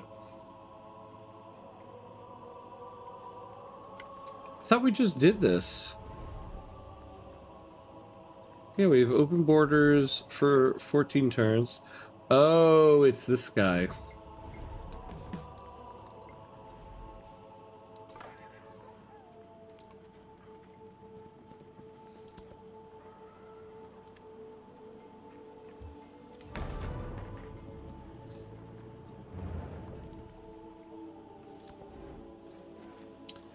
All right, DC.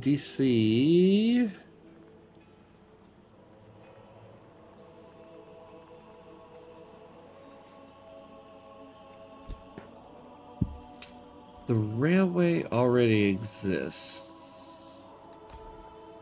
Hmm.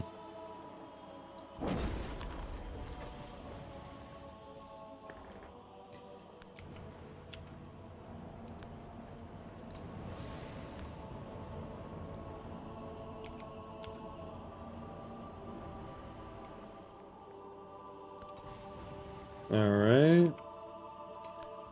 You go down with those guys.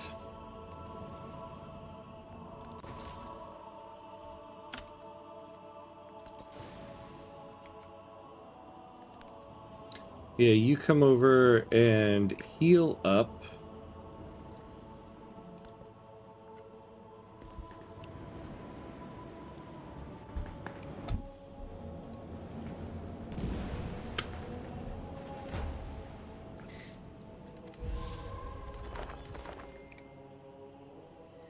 All right.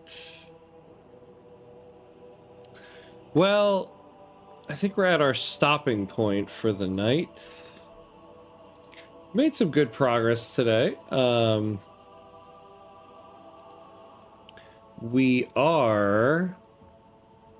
50% way through the modern age. We started right at the beginning of the modern age, so I think next week, next Friday, will be our final episode of the series. We're working towards, not there, the victory conditions, but we got to build up a little bit more military here, and we still haven't gotten up on the economic one here, but we're doing the best we can. We're working towards it. It's a new patch, but yeah, solid progress. Thank you, my friends. I think we did. But that'll be it for tonight. And that'll be it for me for the week. So next time I'll be on will be Tuesday next week, Tuesday morning, doing some more Victoria 3, continuing our Australia run. Yeah, have a very good rest of your day. Same to you, DeWolfie. Hope you get your vacation in order before you get started. Very well deserved. Thanks for watching tonight, my friend. Tonight was fun. Hope you all have a good weekend. Next stream Tuesday. Yes, next stream Tuesday. Keep an eye out for on YouTube. I'll be posting it, but it should be a Tuesday morning stream. And we'll be continuing the Australia run there. Anybody who's on Twitch, stick around.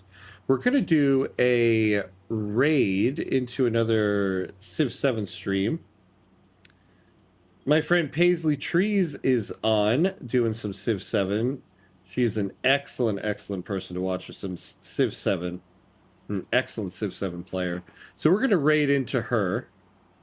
So if you're on YouTube, this will be a good night. If you're on Twitch, stick around for the raid. Yeah, Mauricio, see ya. Have a good one. Radical Anachronus, cool. See you next week. Yes, see you next week too, my friend. And again, if you're on Twitch, stick around. We're going to be doing a raid here. Thanks for watching tonight, everybody. I appreciate it, as always. And as always, be awesome, my friends. I'll see you on the other side of the raid. Have a good one. Have a good night.